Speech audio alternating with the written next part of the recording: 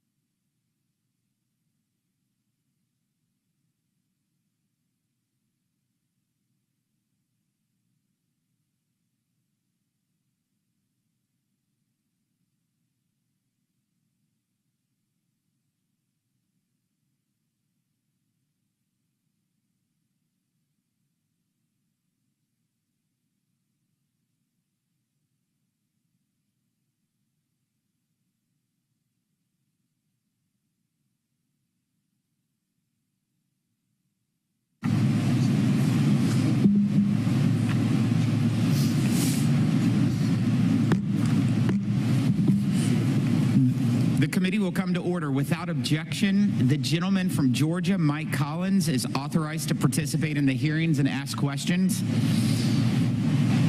Good morning and welcome to the third hearing of the House Ways and Means Committee in the new Republican majority. Thank you to NACO for hosting us today at their wonderful facility. The small businesses across Georgia and the United States have been battling on the front lines of the Biden economy for the past 2 years. Historic inflation, higher interest rates, and help wanted signs have come to define life in America for millions of people and businesses. For a lot of folks in this room, it feels like Washington has forgotten about them.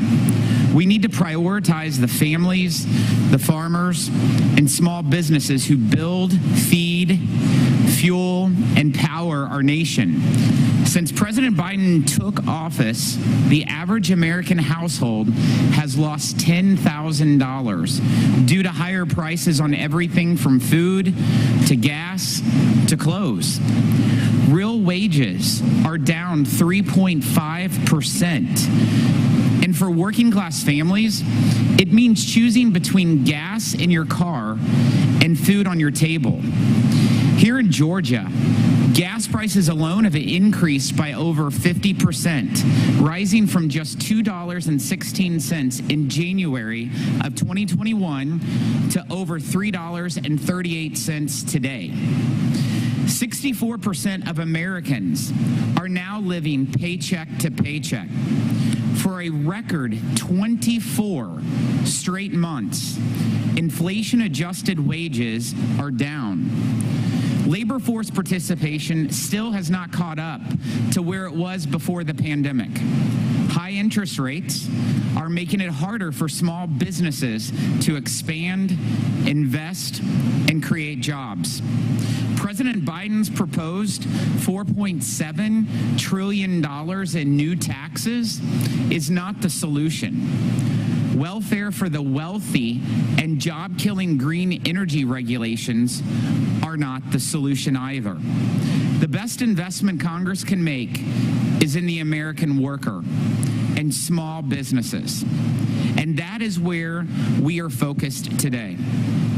Our witnesses joining us today are Allison Couch, a mother of two and the owner of Ignite Accounting and Business Advisors, David Bergman, president of NACO and our host today, Lisa Winton, CEO of Winton Machine Company, whose products have been used in the manufacturing of everything from refrigerators to the Mars rover, Matt Livingston, a community leader and owner of Coach's Bar and Grill, and Rachel Shanklin, Georgia Director and National Women's Entrepreneurship Director for Small Businesses, Majority, and an advocate on behalf of communities here in Georgia.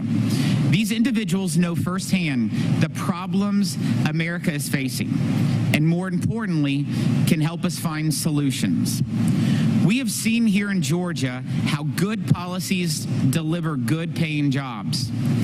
In 2017, after Republicans passed middle and low income tax relief, along with pro-growth tax policies and the Tax Cut and Jobs Act, Georgia Power was able to pass along $1.2 billion in benefits to its customers, lowering energy costs for millions of Georgians. Businesses of all sizes were able to hire new employees, expand, raise employee pay, and in some cases, double their benefits. Every income group in Georgia received a tax cut.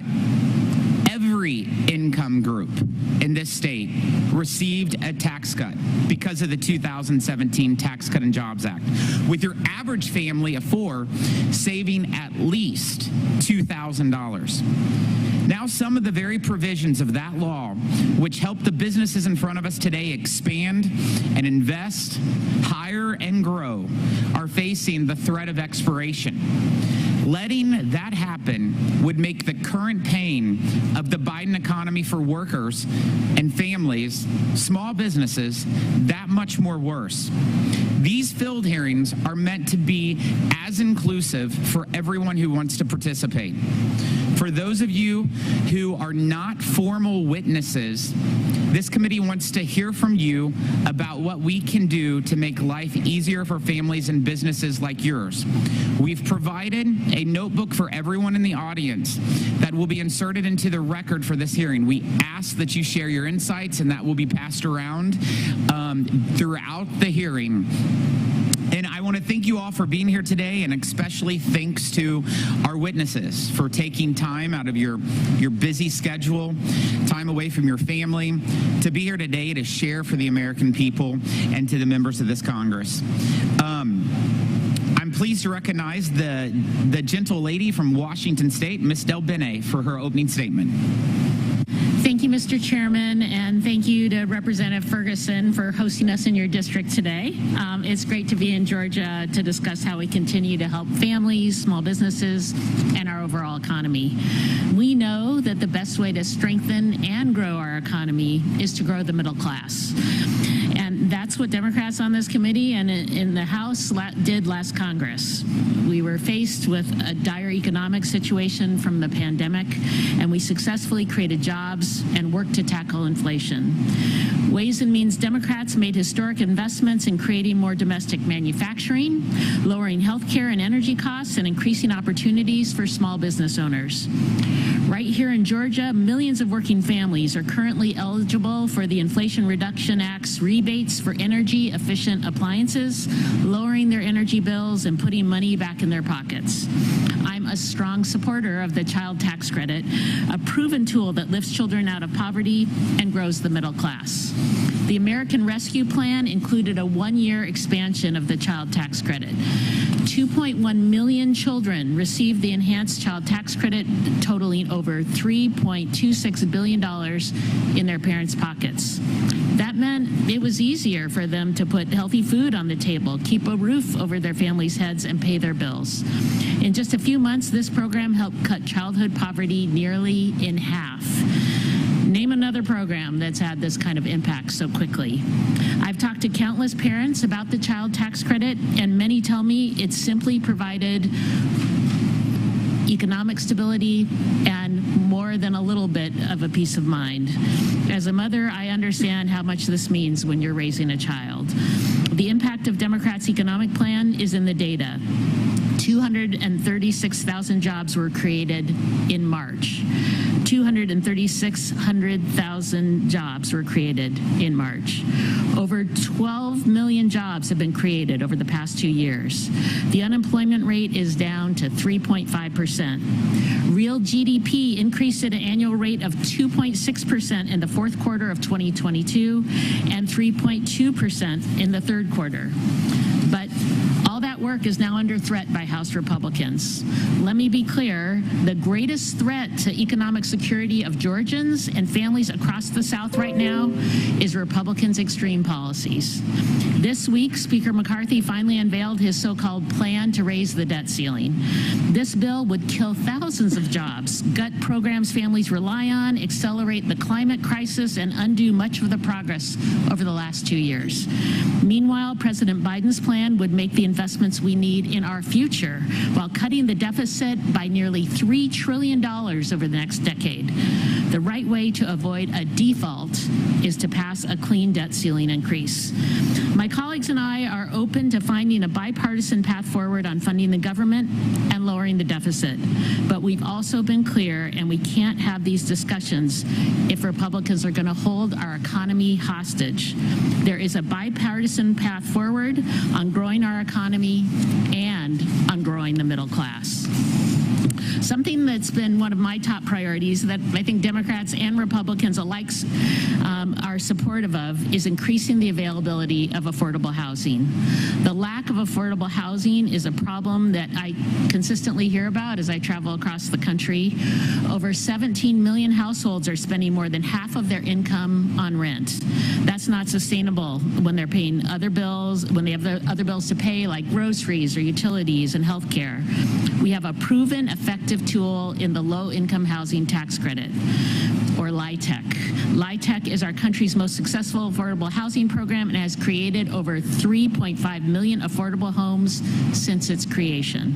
But we know it can do more. That's why I champion the Affordable Housing Credit Improvement Act, along with many of my Republican colleagues, to build more affordable housing by expanding and enhancing the credit.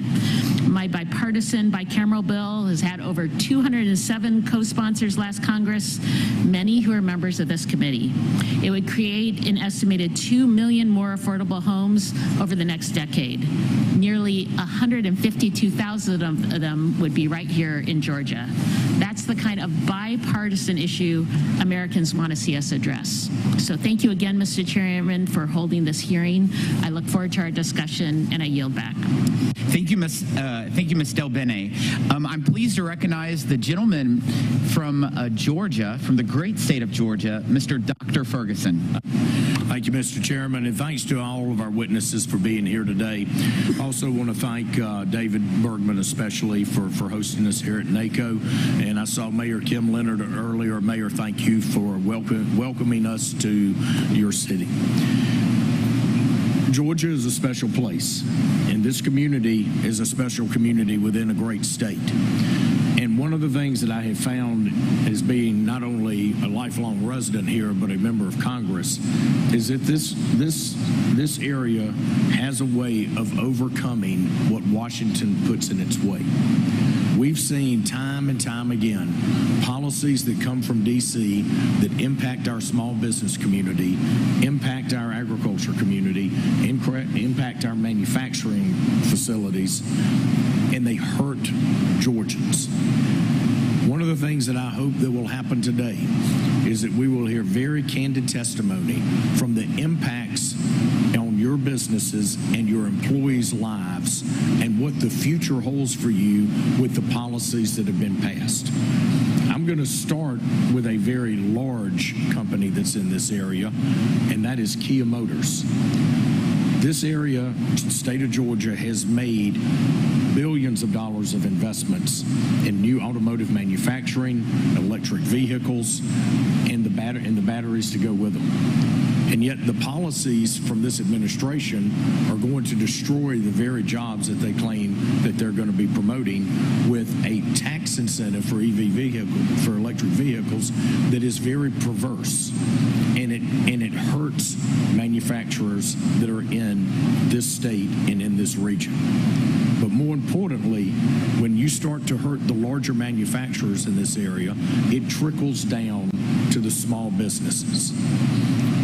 I can tell you, without a strong manufacturing backbone and without continued investment and continued employment, small businesses will continue to suffer. We need what we had just a few years ago, which is a growing economy that includes everybody, where we see wage growth across all sectors, where we see lower taxes across all sectors, and where we see inflation not destroying the very gains that we've made. We need policies that put Americans back to work, not simply give them a handout. Small businesses cannot compete with the federal government for jobs. These are small businesses in rural communities that are providing jobs and investment that our communities so desperately need. I'll say it again. When we see policies that come out of Washington, D.C. that gut manufacturing in an area, it creates a trickle-down effect where we lose the continuity of our communities. We see generations of workers leave. We see capital investment go away. And in many cases in rural areas, we see nothing but desperation instead of hope. Again, I'm proud to represent an area that's found a way to overcome Washington, D.C. And I'm proud to represent small businesses and innovators that find a way to put people to work despite the headwinds. But that can only last so long. If we continue to go down the path where we're raising taxes on our small businesses, where we are disincentivizing people to go to work, and we continue to make America less productive, these small businesses will close. So we're here to hear from you about what is happening in your daily lives as an employer, and we want to know what the future looks like if we don't correct course. This is an amazing state again. It's an amazing community. Thank you for your willingness to be here. Mr. Chairman, I yield back. Thank you, Dr. Ferguson, for welcoming us to your congressional district. I'd like to recognize Mr. Collins, also from Georgia and adopted to the committee for this hearing, for his opening statement. Well, thank you, Mr. Chairman, and I want to thank you for allowing me to attend and to be a part of this this hearing. You know, it's a special day for me personally. I've only been in Congress, y'all, for 104 days now. But there's two unique things now sitting here today. First of all, I am second generation Collins in Congress. You just so happen to be sitting in the heart of my dad's old district in Peachtree City here, where he served on the House Ways and Means Committee for 10 of his 12 years. So there's a little bit of personal special day for me here. For those of you who may not know, I am in the trucking business. My wife and I have been in it for over 30 years now. We started our own trucking company. Sometimes I feel like that maybe I shouldn't be over here, maybe I should be over there on the witness side, because I have felt the pain of what many people are feeling now as our third generation now runs our company. I don't think people today, many of them don't understand the details necessarily of what they feel or what they actually see, other than maybe their paycheck or their dollars not going as far. But I guarantee you one thing. They understand what it meant when President Donald Trump said that you are never going to get tired of winning. And they see that now. Y'all, we don't have a tax problem in this country. We got a spending problem. We got a spending problem in Washington, D.C. We have got an administration that has taken us from energy independent and pushed us back over to an energy dependency where we are buying our oil from our people that want to kill us, from our enemies. That has driven up the price of oil and fuel, and the taxpayers are paying more. It's one of the big reasons we got inflation in this country. We've got supply chain issues. I know them firsthand. We passed an infrastructure bill, $1.2 trillion. $592 billion of it went to fix roads and bridges. The rest of it went to some Green New Deal. That didn't do anything for the congestion on 285, I can assure you that. And they can put all the EVs out there they want, but they're not going to get anywhere because they're going to be parked with us. We also have a workforce problem. We need to get people back to work. We had a great welfare reform bill that was passed in the 90s, and it's been watered down since, and we need to get that back. And we also have a country called China that we need to get under control, stealing our intellectual properties, making influences in our education and our universities, and we need to take care of that too. Mr. Chairman, I appreciate you having me. I look forward to hearing from the witnesses myself, and I yield back the remainder of my time, sir. Thank you, Mr. Collins. We will now proceed to the witnesses. Miss Allison Couch, she is the owner of Ignite Accounting and Business Advisors. Mr. David Bergman is the founder and president of NACO, as well as our gracious host today. We have Miss Lisa Winton, is the founder and CEO of Winton Machine Company. We have Mr. Matt Livingston, is the owner of Coach's Bar and Grill. And we have Miss Rachel Shanklin, is the Georgia Director and National Women's Entrepreneurship Director for the Small Business Majority. The committee has received your written statements, and they will all be made part of the formal hearing today. I also want to let others in attendance know again that they too may provide a written statement. Please find the clipboards and forms available in the back, and your statements will also be added to the official record. Now for our guest. Each of you have 5 minutes to deliver your oral remarks. And Miss Couch, we may begin when you're ready. Morning. Can you hear me okay?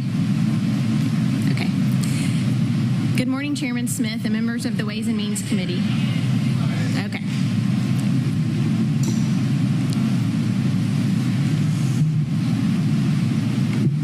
Is that better? Okay. Good morning, Chairman Smith and members of the Ways and Means Committee. My name is Allison Couch. I'm the president of Ignite Accounting and Business Advisors. Thank you for inviting me to your hearing today to provide real-world testimony on crucial issues before you. My firm is a small business that nurtures other small businesses. We celebrated our 10-year anniversary and the completion of tax day this week. I currently employ 9 women on staff and serve over 200 clients. Our services include bookkeeping, financial statement preparation, sales tax, payroll tax, property tax, and income tax. We advise our clients also. This starts with a listening ear and often ends with an encouraging word. I have found a great way to describe being a small business owner is correlating it to raising a child. You are nervous to start, you make a lot of mistakes, never give up, experience moments of immense pride and immense heartbreak. I will never forget March of 2020 when the nation began closing down in reaction to COVID. I sat on my back porch in my pajamas because there was no time to get properly dressed from sun up to sundown for weeks, walking clients through PPP, EIDL, exploring new ways to generate revenue, how to navigate employees working from home, and more. Oftentimes, these conversations were had with shaky voices and tears of worry that they would lose their business baby. We are also thankful to be beyond the days of COVID, but let's not be so naive to think that the effects of it are gone. We continue to see a diminished workforce, supply chain issues, and now incredible inflation. I have been forced to give my staff up to 40% raises and have advised many of my clients to do the same. Our software costs continue to rise, along with recent hikes in rent, insurance, hardware prices, and more. However, one tax provision that has continued to truly help small business in a huge way has been the Qualified Business Income Deduction, Section 199A. This deduction is part of the Tax Cuts and Jobs Act of 2017 and is set to wind down in less than 3 years. I am here today to ask you on behalf of hardworking, small business owning Americans to extend the TCJA of 2017 for many reasons, but most importantly for the small business deduction. The tax burden is already incredibly heavy on small businesses, and this deduction has been in place for so many years now. To allow it to go away will not feel like a sunset, but like a tax increase. My clients are taking the money they are saving with this deduction and investing it into salaries, equipment, and expansion, which translates into investing into the economy. While there is never a good time to increase taxes on business income, doing so now would be especially problematic.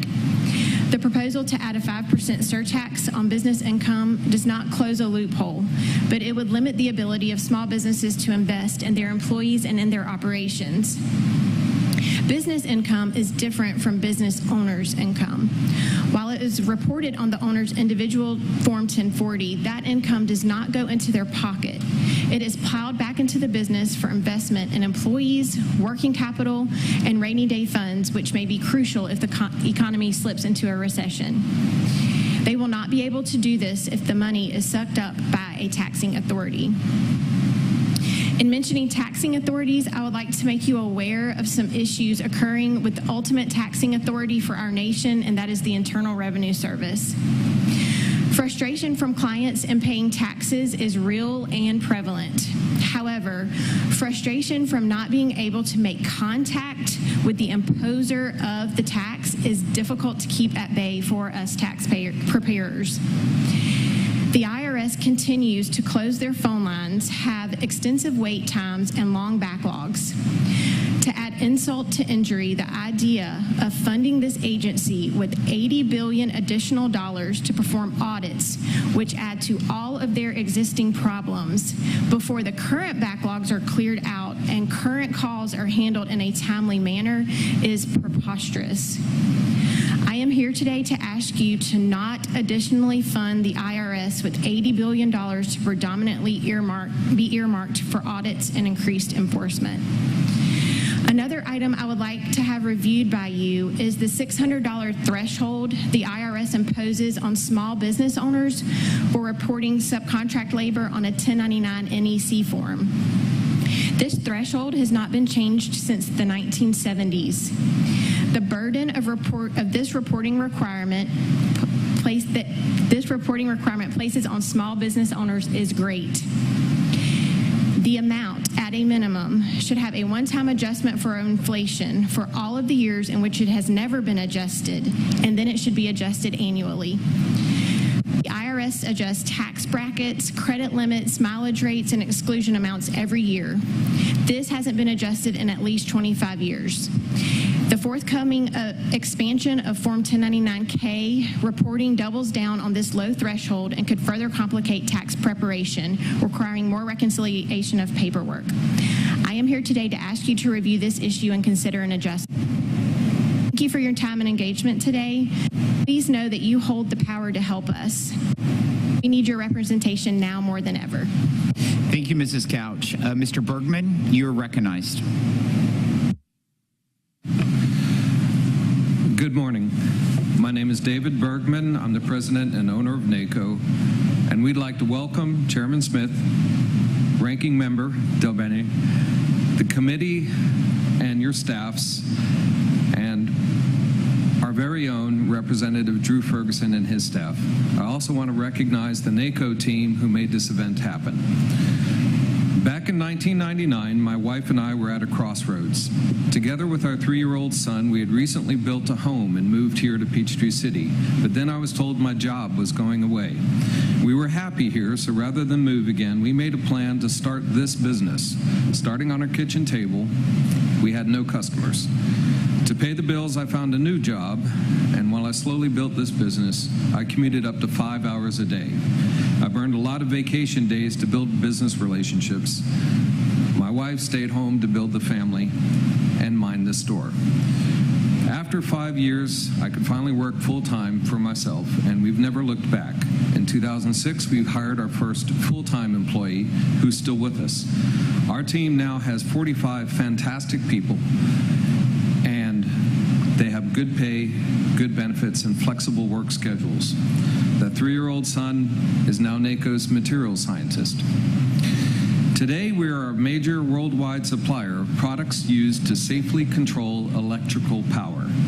We are a unique industry that combines materials science with modern manufacturing. We've been growing. We built this addition in 2019, and we've quadrupled the production from here. Team Ferguson has always been very supportive, and this is your 3rd visit to us. Thank you. For aerospace, we make thousands of assemblies right here that look like this.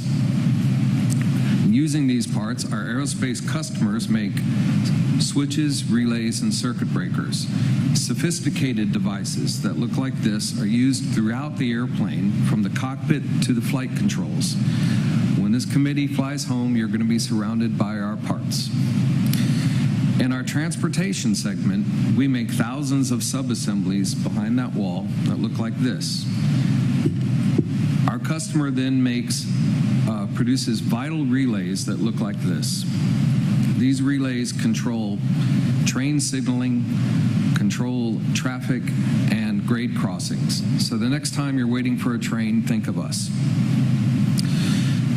When we're not making aerospace, railway, or industrial parts, our talented and skilled workers are making medical parts that help pediatric and adult patients recover from severe orthopedic injuries.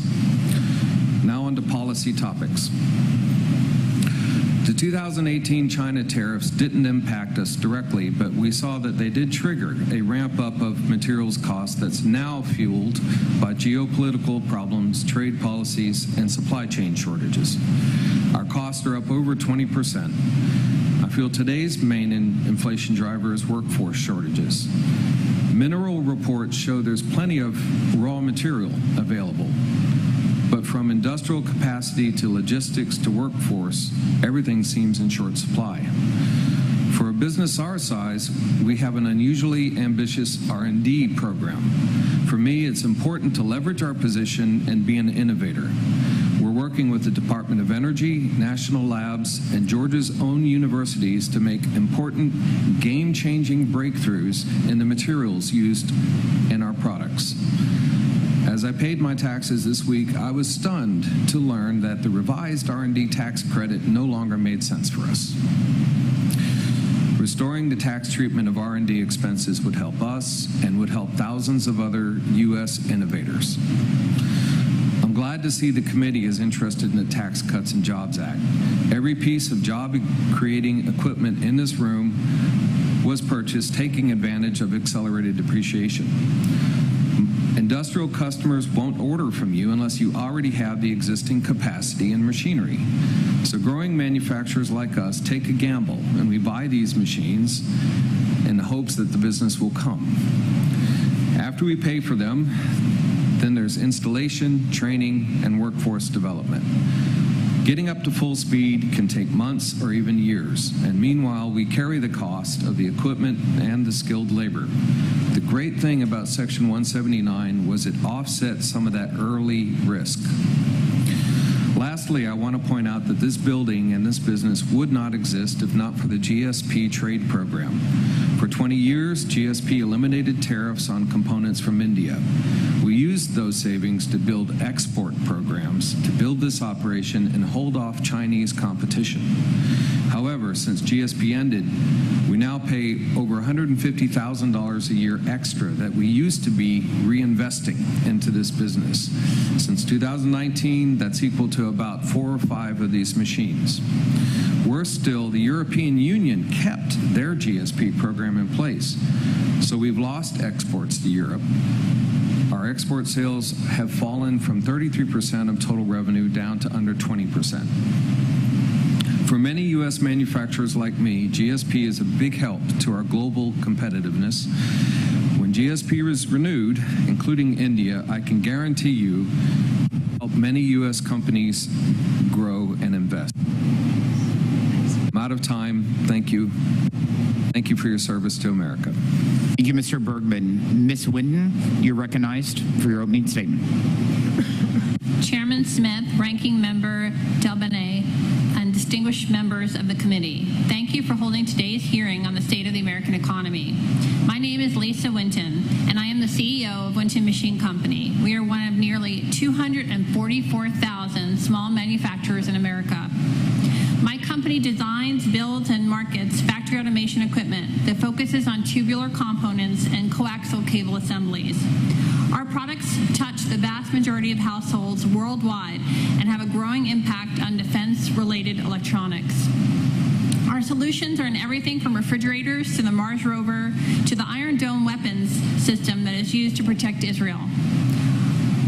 Our 40-person team does all the design and manufacturing in Suwanee, Georgia. 26 years ago, when we started our company, there was a lot more U.S. competitors than there are today. Most of our competitors, as witnessed firsthand at a trade show in 2022, primarily come from Europe and Asia. Like many manufacturing leaders, I am active in my community, treat my employees fairly, and believe that anything is possible in America. And I know that when manufacturing is strong, America is strong. Many policies directly affect manufacturers' competitiveness. Right now, I'd like to focus on some pressing tax issues. A competitive tax system is important to manufacturers. In the year following passage of the Tax Cuts and Jobs Act, Winton Machine saw a 49% increase in sales, 53% increase in machinery shipments. We grew our overall labor payroll by nearly 150% and purchased a new American-made CNC machine that's right behind you today. Our entire industry kept our promises to hire new workers, raise wages and benefits, and invest in our communities. Today, my company, like many others, face serious challenges. Costs for everything have increased tremendously. Overhead costs are up 20% overall. Our hydraulic power supply that used to cost us $10,000 is $18,000 today. Lending costs have skyrocketed for our customers, and while I would like to double the size of my facility, the cost of doing so has risen fourfold over the last several years. As I detailed in my written testimony, 3 recent changes to the tax code unfortunately make these goals more difficult. And I simply believe we need to fix them so that we're not making it harder to do business in America. So, first, at the beginning of 2022, the maximum deduction for interest on business loans allowed under Section 163J of the tax code was narrowed from 30% of earnings before tax, interest, depreciation, and amortization to 30% of earnings before just interest and tax. Second, full expensing of capital investment of bonus depreciation began phasing out this year. The 100% deduction level declined to 80% and will be completely eliminated by 2027. That's the CPA version of it. Here's the simpler version. Both of these changes are like a tax on manufacturing growth. That's because manufacturing requires hard work, a skilled workforce, creativity, and machinery. I am very concerned that these changes will force our customers to keep using older pieces of equipment rather than purchasing newer or additional ones, or they will buy cheaper equipment from Asia or move more production offshore. The third recent change to the tax code makes it more expensive to perform research, which is how we develop life-changing products. One of Winton's core values is constantly improve, and this means investing in our people, products, and processes so that we offer the best innovative American-made solutions to our customers around the globe. For decades, we could immediately deduct 100% of our R&D expenses in the year they are incurred. But as of 2022, we can only recover a small portion of those costs each year. Meanwhile, China allows a super deduction for manufacturing R&D equal to 200% of research costs. That is what we are up against. And by the way, China isn't the only tough competitor. A few of our greatest competitors are actually in Italy. Now, there are even more damaging tax changes on the horizon. In 2025, the 20% pass-through deduction will expire at the same time tax rates for pass-through entities like ours go up across the board. And scheduled changes to the estate tax could make it difficult to pass down family-owned businesses without selling off part of our companies. None of these tax changes are fair to our employees, their families, and our communities. So, I am grateful to the members from both parties who have already introduced legislation to fix many of these issues. I am happy to go into greater detail, and I look forward to our conversation. Thank you, Ms. Winton. Mr. Livingston, you're recognized. Thank you, sir. My name is Matt Livingston. I'm a small businessman from a small town in West Point, Georgia, about an hour south of here. I'd like to start off by thanking all of you for the opportunity to express my concerns and my issues with you. I'm not sure anything that I could say will change the mind of those that believe this economy is striving or it is best it has ever been. Anyone that has those beliefs obviously has not been to our small town. I'm currently the owner of 2 businesses, one of which is Coach's Bar and Grill that was mentioned. A family restaurant has been in business since 2016. And the other is Matthew Scott Homes, a construction company that builds custom homes that has been in business since 2020. From 2012 until 2022, I was blessed enough to own and operate 4 other restaurants. As mentioned, I now only have 1. We've been forced to close 3 of them due to several reasons. The first being labor in the restaurant industry, or should I say lack thereof. We've been forced on several occasions to shut the doors for a day or 2 to staff shortages. We had to permanently shut the doors on 3 and combined staff just to operate 1. We're facing times now where people just don't show up. Gone are the days as an employee when you were expected to show up on your scheduled date and to be on time, or the days when you could fire an employee for these actions. Since the workforce is so limited, we find ourselves letting this be okay. Turning a blind eye to the situation and allowing it to happen, which in return inhibits and promotes these actions to continue. Not only does a lack of labor cost your business daily revenue when you're not open, it costs a tremendous amount of money in payroll to train new employees, just to have them quit a few weeks later. Our turnover rate in the past years has been at an all-time high for us. We try to employ 30 people at Coach's. A few months ago, I mailed out 92 W-2 forms. Employees expect higher pay for less work. At the time you pay a normal rate for normal performance, they quit and say, I can make more staying at home. This is the mentality that needs to be changed. There's no concept of an honest day's work for an honest day's pay. We as small business owners must increase our compensation to entice people to work, all while paying more for goods to be sold, only to leave our menu prices the same. Which brings me to my next reason, the inflation. Inflation on the cost of goods sold for the past few years has had a significant impact on several items. We're paying outrageous prices for simple things as eggs, which in return increases the cost of every byproduct of that, mayonnaise, dressing, shortenings, etc. Other huge cost increases include beef, pork, chicken, seafood, produce, French fries, sugar, plastic, and resin products, and an abundance of other items. We're constantly having to change our menu prices just to keep our head above water. Our food cost has drastically gone from 28% to almost 40% just to keep from pricing ourselves out of business and having to close the doors to yet another restaurant. In return, we are lowering our profits to the point we are operating just to give the few that want to work a job. Our customers are suffering in return, paying more for menu items than they are accustomed to and living in a small town. Not only are labor and inflation a major concern, but the supply chain issues have also caused a major problem. The price of fuel has caused grocery suppliers to cut back on the days that they will deliver, which makes it tough to keep all your menu items in stock, as well as other menu items being difficult to get. We are a sports bar and sell an average of 17 to 20 cases of wings a week. We have been cut short to 10 cases a week because the company is allocating wings due to all the shortages. These supply chain items are a major issue when the items of the majority are what are sold by us. Now changing lanes, not only has the restaurant business been a struggle, but our custom home construction business also has its own concerns. We don't have as many issues as the restaurant when it comes to employees because most of our contractors are 1099 workers.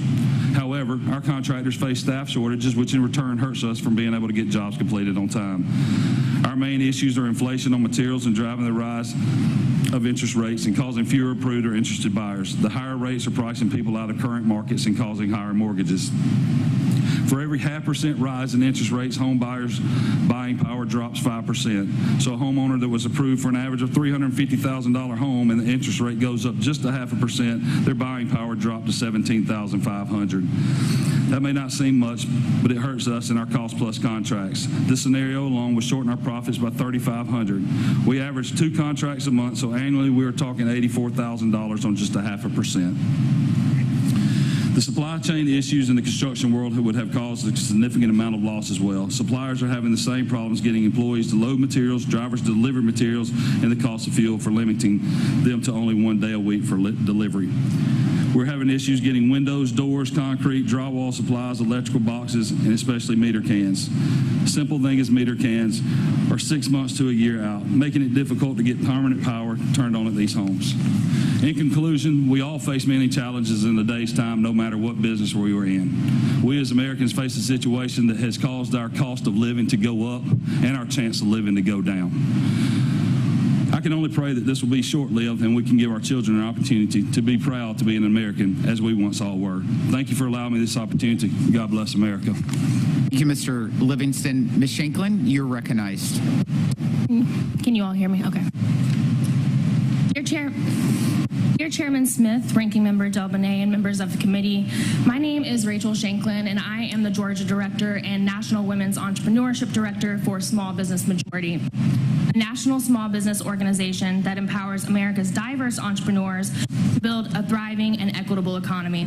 Thank you for the opportunity to provide testimony today on the importance of promoting entrepreneurship as the foundation of our economy, particularly for Georgia's 1.2 million small businesses.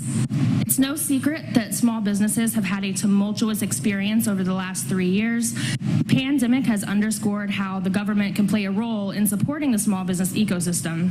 There are several policy solutions that have helped small businesses navigate the challenges brought on by the pandemic. The first is the CARES Act, which allocated billions of dollars through the Paycheck Protection Program and the Economic Injury Disaster Loan Program. While some of these federal relief programs had programmatic issues, we've heard from countless small businesses that it helped keep their doors open. The American Rescue Plan included several provisions essential to small business survival, particularly grants for the hardest hit small businesses. The plan also allocated funding to reauthorize the State Small Business Credit Initiative, a program that will support new small business lending and technical assistance. In addition, the ARP expanded the federal earned income tax credit for private sector workers without children for 1 year. The Inflation Reduction Act is another recently enacted policy that extended the ACA's premium subsidies through 2025, ensuring that premium costs remain low and that sole proprietors who make up a large share of marketplace enrollees can access affordable coverage for themselves and their families. In addition, the Act measures to level the playing field through several important tax policies. To foster an inclusive small business community, we must build on this progress and enact measures that will create a level playing field for Georgia's small businesses. This includes enacting fair and equitable tax policies, such as the Biden administration's proposal to increase investments to support critical programs and reduce the deficit by increasing the top marginal tax rate on the very wealthy. Only 2% of businesses with pass-through income pay at the top marginal rate, and 2/3 of small businesses support raising the top rate to fund important programs. We urge policymakers to not extend Section 199A tax deductions established by the 2017 Tax Cuts and Jobs Act. While this provision allows businesses to deduct 20% of pass-through business income, almost 70% of the total 199A benefit flows to approximately 4% of pass-through businesses. The next solution is to establish an earned income tax credit in Georgia. This would bolster the economic security of low to moderate income entrepreneurs and small business employees. This is really important to Georgia's economic success because the majority of small businesses are solo enterprises, and the median income for self-employed individuals at their own unincorporated firms was just $25,064 in 2018, according to the U.S. Small Business Administration. Next, we urge you to make the expanded child tax credit permanent. This can reduce the financial burden on working families with children, which would increase disposable income that can be spent on goods and services provided by small businesses. This can in turn boost economic growth and stimulate job creation. A robust benefits infrastructure means access to affordable health care, paid family and medical leave, and child care. Without these support structures, small businesses cannot properly compete or contribute to their local and state economies in a meaningful way. The following recommendations are ways to ensure small businesses can offer quality jobs and essential benefits. We recommend extending Medicare pharmaceutical drug inflation rebates that were made available under the Inflation Reduction Act to the private market, which penalizes drug manufacturers for raising prices faster than inflation. We also encourage Georgia lawmakers to expand Medicaid eligibility. Closing Georgia's coverage gap would extend health insurance to more than 500,000 Georgians and create 56,000 jobs. We must also make the premium assistance provided by the Inflation Reduction Act permanent, which has increased healthcare affordability for many entrepreneurs and Georgians alike. We need a national paid family and medical leave policy to support small businesses that don't have the resources to provide robust benefits. In the absence of a national program, Georgia must establish a state-run program that would allow small business employees and the self-employed to access paid leave. Lastly, policymakers must implement policies at the national and state level that would help working parents access affordable and quality child care, understanding that this benefit is essential to retaining a skilled workforce.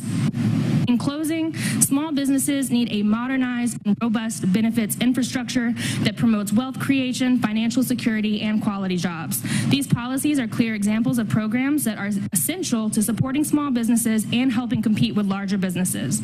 We encourage policymakers to consider policies that will empower entrepreneurs to build a thriving and equitable economy. Thank you so much for your time.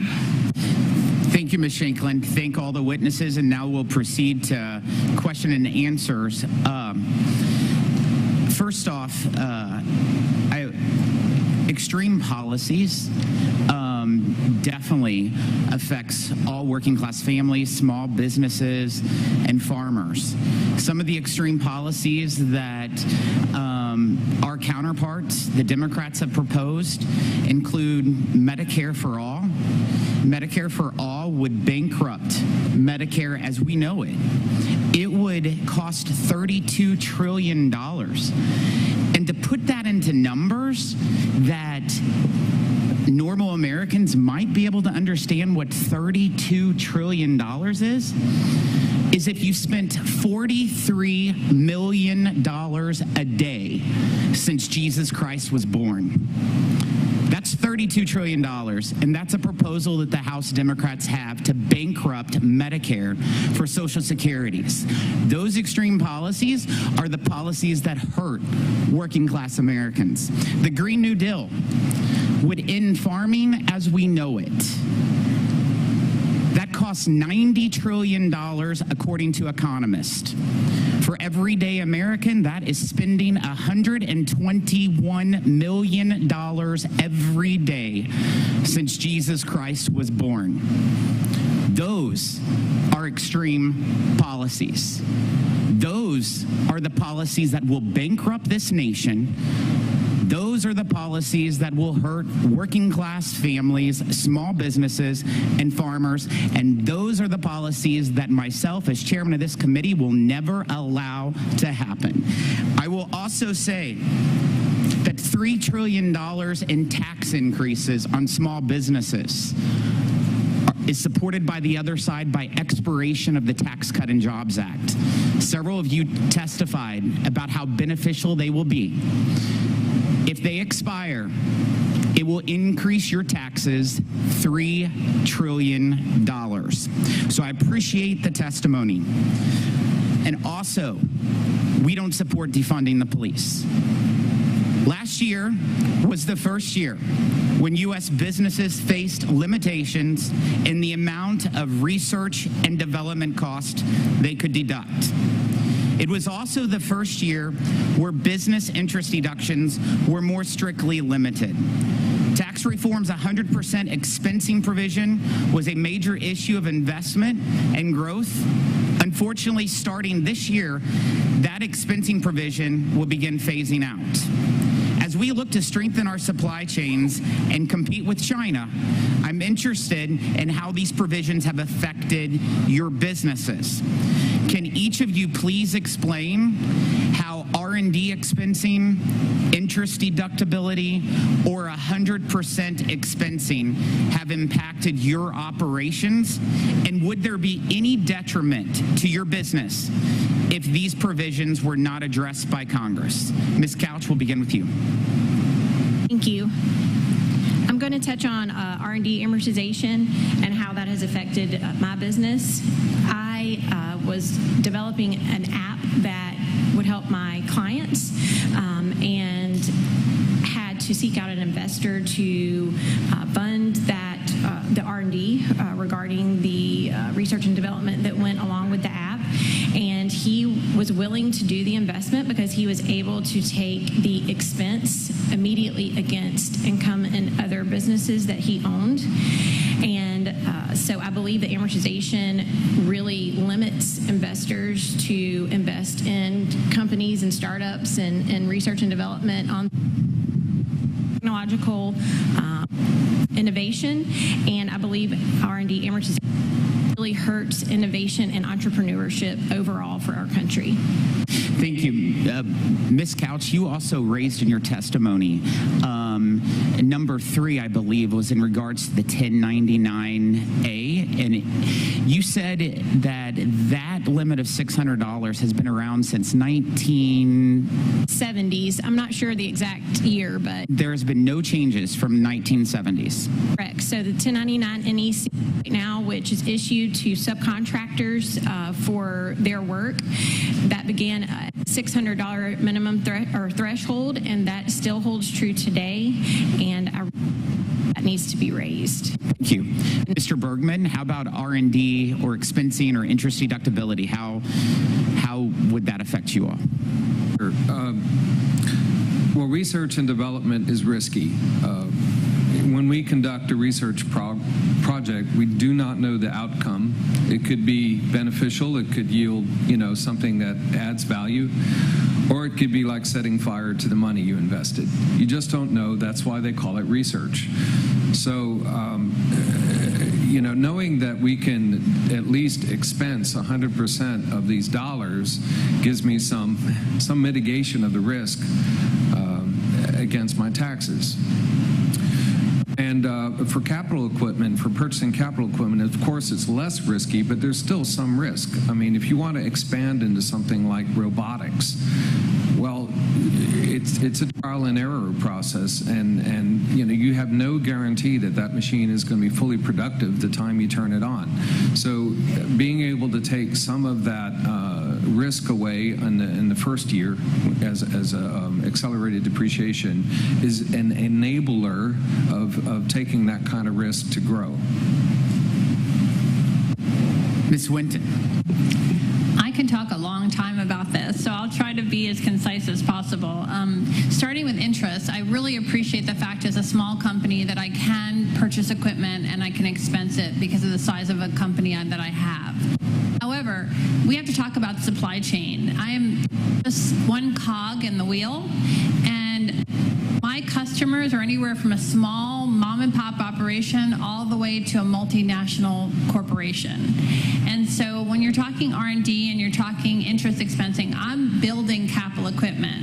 I'm building that factory automation. So when my customers can't write off those expenses, then they're not necessarily going to buy that equipment. They're going to push it down the road because, especially if they're a public corporation, at the end of the day, they are responsible to their shareholders. And we're all shareholders. We all have 401ks. And I want to make sure that those companies are making a profit, because when they aren't, my 401k is going down and my employees' 401ks are going down.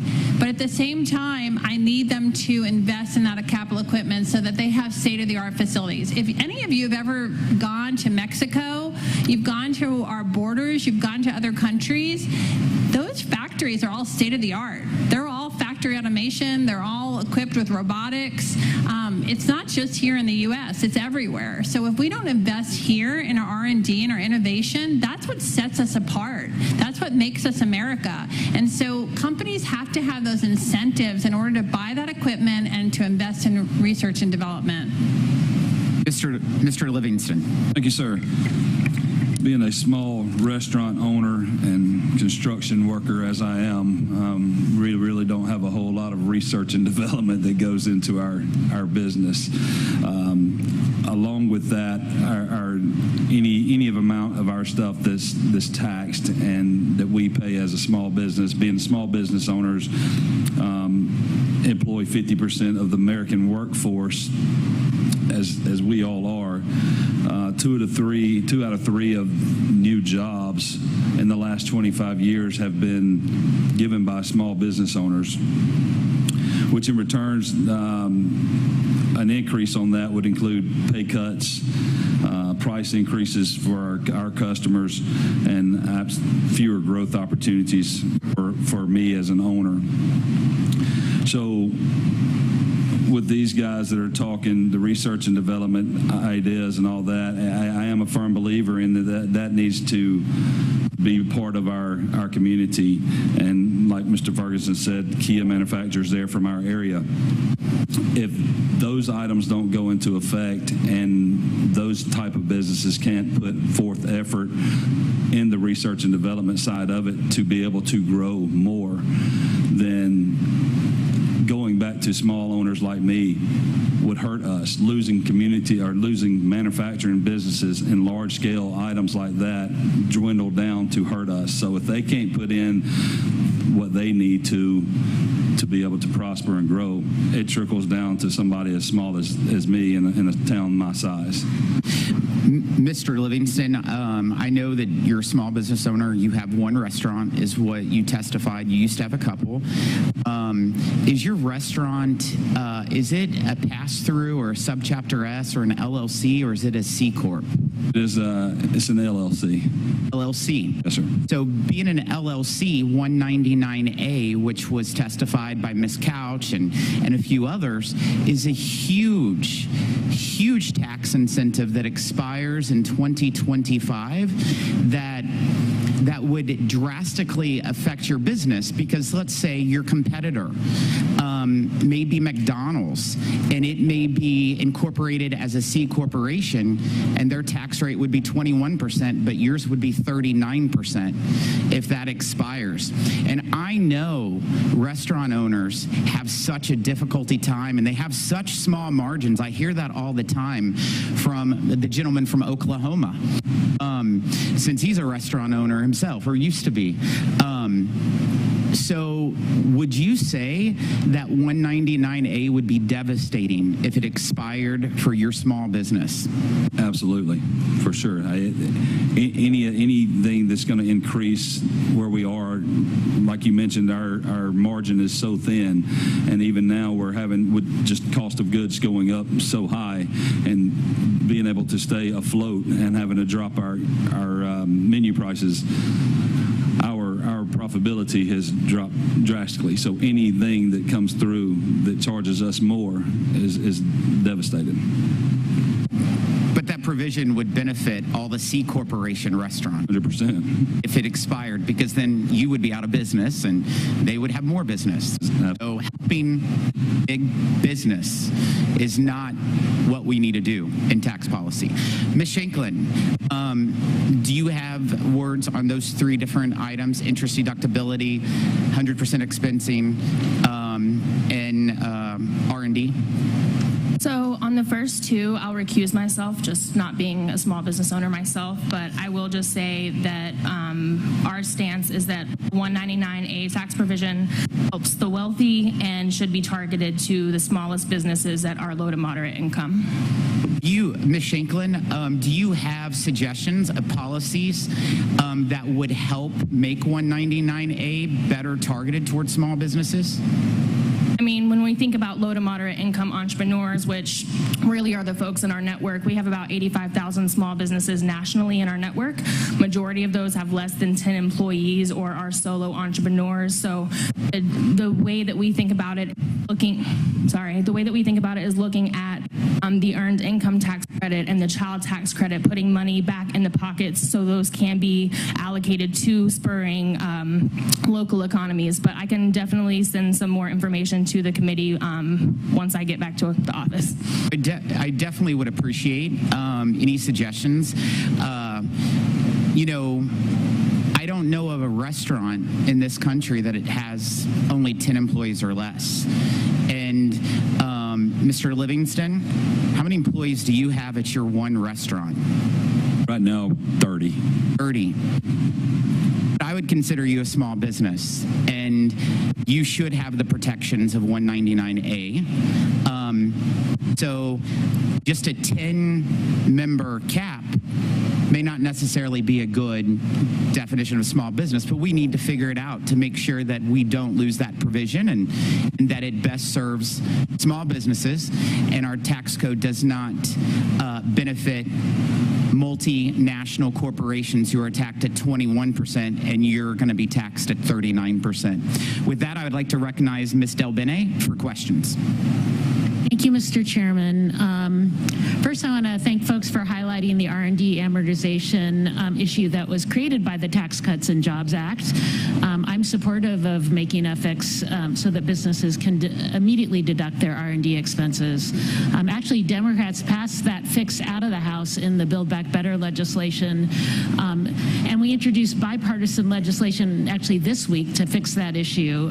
That said, we have to do more as well, and address the needs of families that helps our small businesses and workers.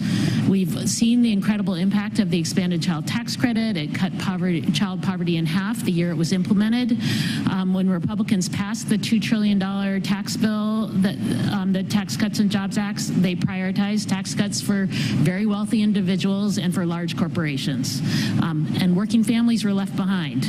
After the TCJA, the child tax credit at that time left out a third of all children from the full benefit. Specifically, children in the South were some of the most likely to be left behind, like in Georgia, where over 40% of children's families did not receive the full credit. Democrats fixed that in the American Rescue Plan by ensuring that families who need it the most could receive the tax credit, and in doing so, we cut child poverty in half. So restoring this expanded benefit is crucial to working families across this country, but definitely right here in the South. Ms. Shanklin, I was wondering if you could talk about when you provide stability for families, the effects can be felt throughout the economy. And so I wondered if you could speak to the impact that the expanded child tax credit had on small businesses. Sure. Thank you, Congressman Delbene. So monthly child tax credit payments actually offset inflation costs for working families, working class families, and kept small businesses afloat. This child tax credit created jobs and encouraged entrepreneurship through several communities in Georgia. Support from these tax credits put more into local economies, which in turn increased economic activity to local businesses. Thank you. We know also there's overwhelming bipartisan support for paid leave. I saw some folks in this room who came in strongly supportive of paid leave. Over 80% of voters support paid family and medical leave. In 2018, in my home state of Washington, the other corner of the country, we implemented a paid leave policy that enables employees to earn a minimum of 1 hour of paid sick leave for every 40 hours worked. Unfortunately, this policy is not the norm across the country. Ms. Shanklin, I wondered if you can share some insight into what paid leave is like here in Georgia. Sure. Thank you for that question. So right now, Georgia does have a paid leave program that covers state employees and school employees. And that is only up to 3 weeks, which is not sufficient for a lot of parents to take paid leave. If folks are caregivers, you just never know what the circumstance may be. So it's not sufficient, and it also leaves out a huge sector of employers and employees that do not have the capacity or infrastructure to offer those types of essential benefits like paid time off, paid family leave, paternal leave, etc. Our research has found that actually we did a 2021 Georgia poll of small businesses that over half of small businesses in Georgia do support a state-run paid family and medical leave program. This is really important because we see that paid leave increases employee retention and employee morale. If you're able to take time off of work, go do what you need to do to care for your family, or have a child and come back, you have a job waiting for you. So we have seen through research that this has been a really positive policy for small businesses, especially for those micro businesses that don't have the financial capacity to offer essential benefits like their larger counterparts. And what do you think the impact of a national paid leave program would be? I think it's going to spur economic opportunities for more small businesses to start. When you're able to tap into a state-run program and take time off, that relieves the cost of burden on the smaller employer to not have to necessarily look at their overhead costs and provide those benefits, but they can actually go to the state option. And, that's an opportunity for, if I'm a small business owner and I don't have to offer paid leave, then I can increase my wages. I can hire more staff. I can expand my business into different locations. Thank you so much, and I yield back, Mr. Chairman. Thank you. Mr. Ferguson is recognized. Thank you, Mr. Chairman. I'm going to start with a little bit of what we just heard. And we've heard that research into more subsidies for the workforce, whether it's child care, whether it's housing, whether it's Medicaid, will increase employment and opportunities. Mr. Livingston, in your experience, would increasing federal benefits and increasing money from the government going to workers, would that drive them back into the workforce? No, sir. You explain to this committee the challenge that you have week in and week out and the conversations that you have with employees about why they don't show up. Yes, sir. I mentioned that in my statement because their first comment would be they can make more to stay at home. I use this scenario, and we're just good old country folks, and so if you go to an animal park or you go to a Colorado State Park or anything like that, signs say do not feed the wild animals. And the reason why they say that is not because of the safety, sir. It's because you cripple them in their ability to be able to fend for themselves. And the more that we're giving and the more that the government is giving to these people that don't want to work anyway, we're crippling them as we would feeding a wild animal. They're not able to do on their own or make it on their own. They're very dependent on the government, and the more that's given, the more dependent they're getting. And so no matter what incentive you offer, they're not going to come back to work. Work is not the incentive for them. I want to move back to your construction business for just a second. You did a very nice job of laying out what happens when interest rates continue to go up as a direct result of inflation. Can you talk about the number of new home starts that you saw prior to inflation versus where we are now and how that's affecting your business? Absolutely. I mentioned also that we averaged 2 contracts a month, where we were averaging 5, 6, sometimes 10 contracts a month. We would have 13 houses going at one time. Now, like I said, we're around 2. The inflation and the supply chains issues have caused people not to want to buy a house because of the length of time. So we heard today that the answer to the housing crisis is more LIHTC housing, people renting apartments that are subsidized by the federal government. Is that going to impact the workforce? Is that going to build home ownership? Is that going to build personal wealth? And is that the right way to get people into the housing market?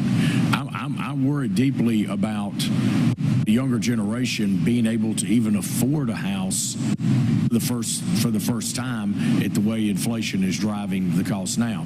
But how do you see competition with subsidized rental versus home ownership? Again, we're crippling these people by giving them this new home. The jobs are the amount of inflation and the interest rates going up are driving people not to be able to afford these homes or afford the home that they should afford for what they are working. But we're here giving the people that don't want to work a house to sit in, and again, there's no incentive to go to work, as you mentioned, because if the government is paying for their housing and they're paying for their food and they're paying for everything that they do, they don't have to go to work. They're sitting there being handed out everything that they have, and then people like us that are having to work to take care of that is the one that's getting hurt. Mr. Bergman, you've mentioned how important research and development is. Talk about the number of ideas and products that you're working on right now that you would not be working on if you could, when your ability to expense research and development goes away.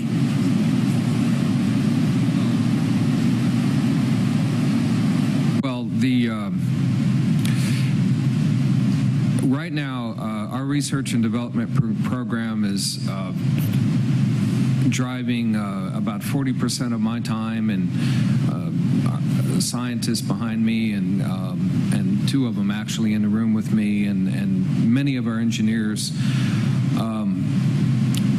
I mean, we conduct that because we feel we need to, and we need to take the risk to do it. It's so new to me, Congressman, that I honestly haven't considered what I would do if those deductions went away. I mean.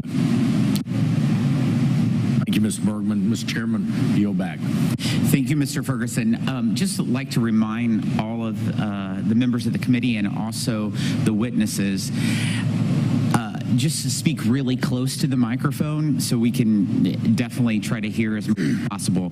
Ms. Moore, you are recognized. Thank you so much, Mr. Chairman, and I wish I had as much time as you have so I could go back to the 1st century when Jesus was born, but I don't. I wish I could ask each of you a question, because you all have said things that are very, very worthy of response and inquiry, but my time is limited. Let me start out, Mr. Chairman, by asking unanimous consent to put something in the record. It's an article from Governing, and it was a study that was done on folks, and I did meet someone here from Clayton County, Georgia. It's a majority black county, and it was a study of 5 years when there was no public transportation in that county, and there was a real nexus between poverty, unemployment, those people who don't want to work, and their inability to work because they didn't have transportation. And so without objection, I'd like to put that in in the record. Without objection, so ordered. Listen, Mr. Chairman, you know, it is so rare that I agree with you on things. I would have to say that in your opening remarks that went on for quite some time, you did make a statement right off that saying investment in the workforce is what we ought to be doing. And I guess I'm going to ask maybe Ms. Winton, Mr. Livingston, and Ms. Shanklin some questions. If, for example, the government, like I noticed in Georgia is one of the places that didn't expand Medicaid. So that if you make, you know, say $13,900 a year if you work, I don't know how much you pay, Mr. Livingston, people. I don't know whether you hire people full-time. I doubt it in the restaurant business. So if you deny those people, like we're planning to do here in this 118th Congress, have an earned income tax credit that has been, pinned to the chain CPI, cut off the child tax credit, which is non-refundable, so you have to earn a certain threshold of money before you can access it, no health care cuts, transportation problems. 50% of Americans are rent burdened, which means that they pay more than a third of their income on rent, which really increases the possibility of homelessness and so forth. So I'm just wondering, you know, if you, Mr. Livingston, could subsidize your employees with these benefits once we cut them off. Do you think that, you said to Mr. Ferguson that we're just giving these people stuff, and I'm wondering, do you provide health care for these people? Do you provide paid medical leave? Do you provide child care for them? Do you provide transportation? These are the things that we provide so that they can work for you. And so I'm wondering if you are prepared in your business model to provide these things for your workers once we cut them off. Yes or no? No, ma'am. I provide them a job, not transportation. That honest answer. Ms. Winton, I was wondering, I am so proud of you and your husband. I just had a chance to chat with you in the hallway, how you started it with 2 little babies, your company 26 years ago. They're talking about cutting off all the energy credits. I remember, I've lived long enough, I had a birthday a couple of days ago. I've lived long enough to remember my first asthma attack when I was shoveling coal into the furnace. Do you think that the next generation of your company won't benefit at all from some of the clean energy and clean technology, or that we're going to be using the same sort of technologies that we use today? The $180 million is coming to Georgia. Do you not want any of that money?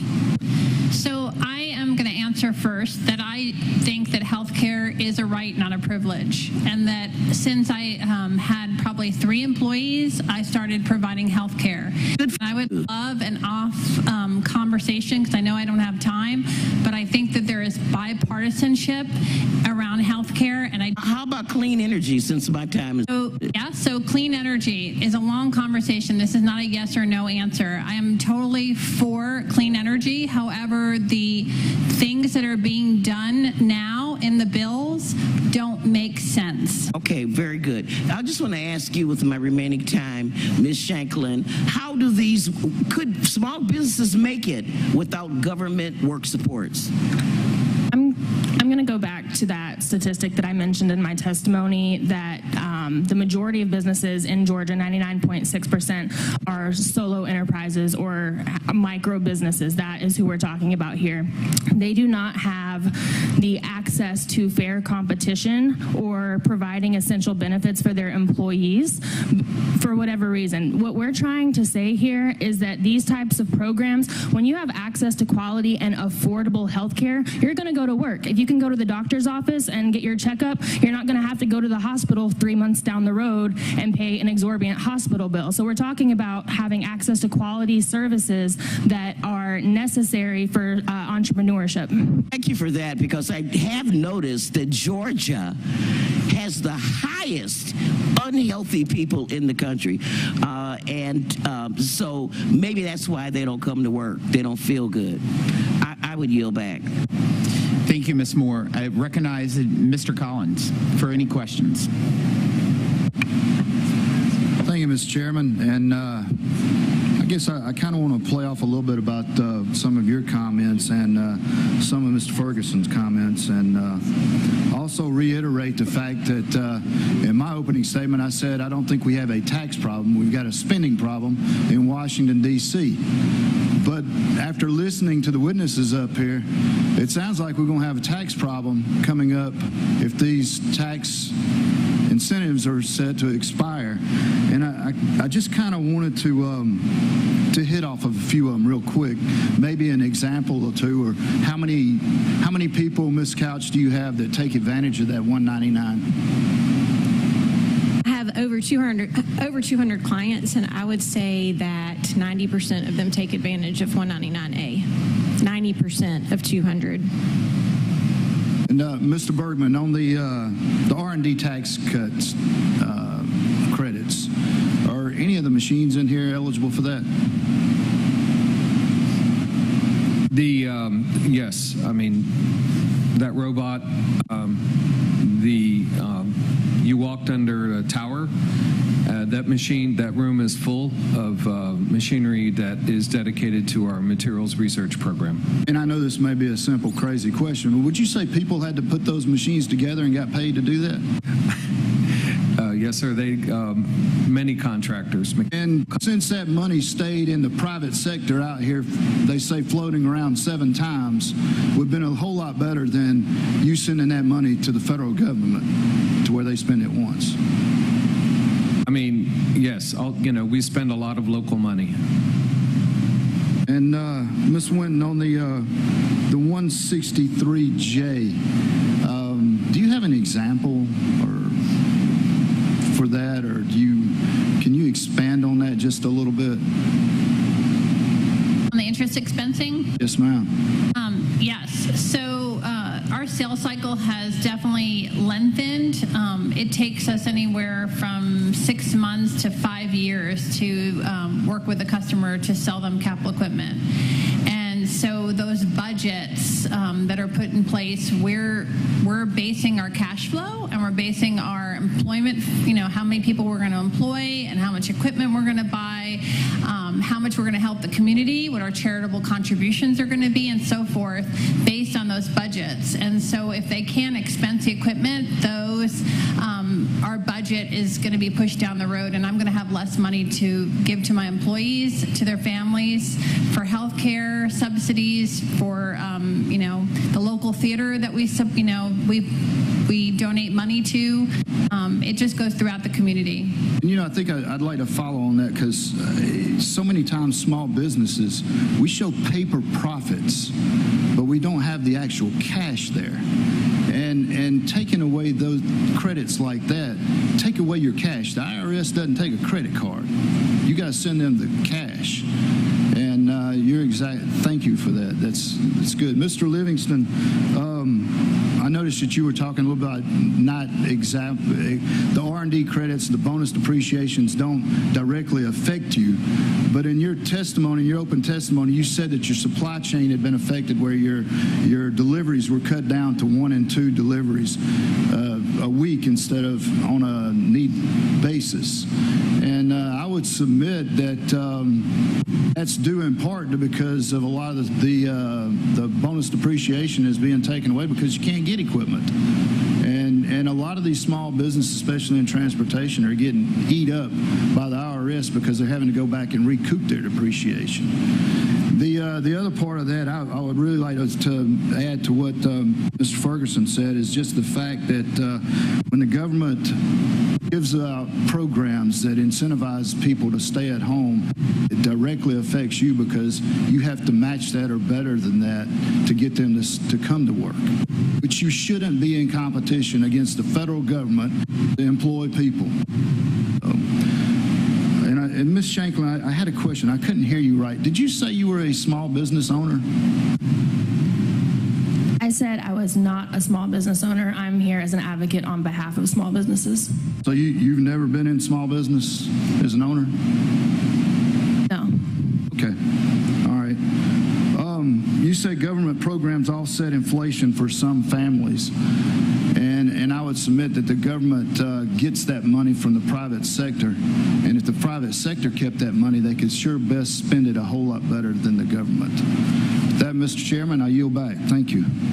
Thank you. Mr. Byer is recognized. Mr. Chairman, thank you very much. And I really am grateful for you all coming. I've been fascinated by the stories and grateful for them. I specifically want to thank Ms. Couch for making the point that business income is different from business owners' income. I've been trying to make that point for many years. And I love being able to keep the money in the business where we can grow the business. And I also want to point out that all those expirations of tax cuts, they were all built into the Tax Cut and Jobs Act. So please don't blame us for their expirations. And we're trying to extend many of them too. For example, the American Investment Manufacturing Act, which is Adrian Smith and Joe Morelli. The American Innovation and R&D Competitive Act with my friend Ron Estes and John Larson. I haven't looked at the permanent expensing that Jody Arent is doing, but I like the idea of the permanent expensing. These are all really good things. And with respect to my friend, the chairman, I think jumping from a small group of people, small handful of people that wanted to defund the police is not fair to make that equivalent to the rest of us, the vast majority who want to invest in the police. So in any case, and then also just for the record, with all the doom and gloom that's out there, and I know there are many people suffering, but the Bureau of Labor Statistics reported last month that prices measured by the CPI went up 0.1% in March, down from 0.4% in February. We are on our way back to 2.5%. Sooner the better. The job market also brisk pace, 236,000 jobs in March. Now we have unemployment at 35. Black unemployment, which hit an all-time low at the end of the Trump administration, is now at an all-time low at 5%. And the economy has added 12.6 million jobs in the last 2 years, thanks to the CARES Act and the American Rescue Plan and the Infrastructure Plan, et cetera. But that's more than President Bush, President Clinton, President Bush, President Obama, President Trump. None of them got anywhere near 12 million jobs. So let me move on finally. For the record, I've been an employer. I am a small business person. First ownership in 1978. So for 49 years, I've been managing people, thousands of people. And I can't remember more than one or two people that didn't want to work. We start with the assumption that everybody gets up in the morning wanting to do a pretty good job. So, Ms. Shankler, I can come back to you. Can you make the point again about why a federal program, not burdening small businesses, but a federal program for paid leave, since we're the only industrialized country in the world that doesn't have one, how that would be good for our businesses? Thank you, Congressman Byer. Paid leave is an essential benefit that all employees should have. I was not a small business owner, but I have worked for a small business. I served tables for years at a restaurant in my local community. I didn't have access to health insurance. I had to pay out of pocket. And when I took time off, sometimes my job was in jeopardy because I missed my shift. So I bring that back to say that paid leave is a policy that improves workforce retention. It improves job morale. Folks want to come back to work. Folks want to pay their bills. They want to invest in local communities. Paid leave is necessary for entrepreneurship. We heard from this gentleman here that he doesn't offer those benefits. What would happen if there was a state-run program or a federal program that folks could tap into? They would be able to go to the doctor. They would be able to take time off of work and come back to work and not stay at home. So I'll finish in saying that paid leave is necessary for folks to start jobs, for folks to sustain jobs, and for entrepreneurs to really make a difference in this country. Thank you, Ms. Shanklin, very much. I also wanted to just add, the first 37 years or something of the family business, we didn't have paid maternity or paternity leave, and we put it in 2010, I think. And it's been really wonderful because it's been able to keep our young women who would tend to have a baby and leave and we never see them again, stay for the maternity leave and then come back. And it's been really good for us. With that, Mr. Chairman, I yield back. Thank you. Mr. Schweikert is recognized. Thank you, Mr. Chairman. And I know the acoustics in here can be a little bit difficult. And forgive me, it's one of those moments I want to get it off my chest. When we talk about expensing, do understand, to my brothers and sisters, expensing in many ways is a timing effect. instead of buying a piece of capital equipment and depreciating it over time, you just take it on the first. It's a timing effect. It's not a tax giveaway, because the model basically says you buy a piece of capital equipment, your cycle time gets tighter. I bought one instead of waiting 7 years and then replacing the piece of capital equipment because it's fully depreciated, I might do it next year and the year after that, and another one, because my competition.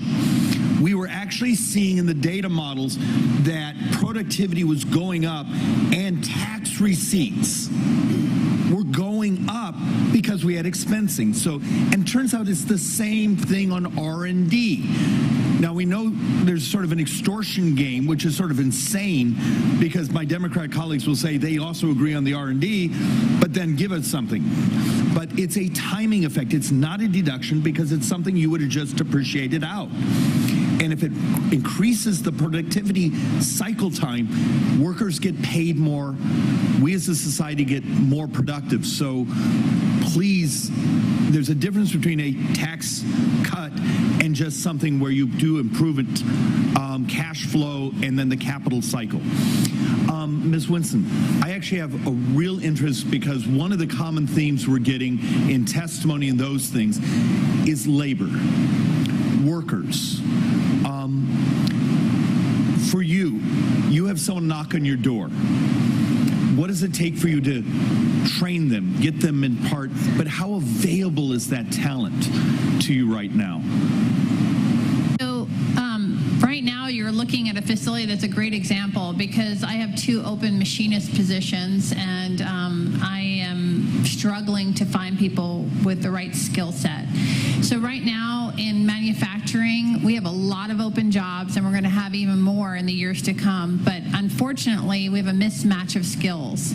And so here in the state of Georgia, I'm proud of our technical college system. I'm proud of our apprenticeship programs, the different things that we're doing. We're committed as a company. We have interns and we have apprenticeship programs. But in answer to your question, I'm having a really hard time with people coming in the door who think they're qualified for the position, but they're not. And that's due to the 10 years that we stopped investing in the technical education of our country.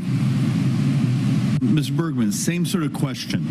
Talk to me about, because look, I'm from the Phoenix Scottsdale area, and so we're one of your big competitors, with CNC. Though I was looking for your 3D printers, and the biggest complaint I get from them is actually not access to credit, it's access to people who will just show up and then learn the profession.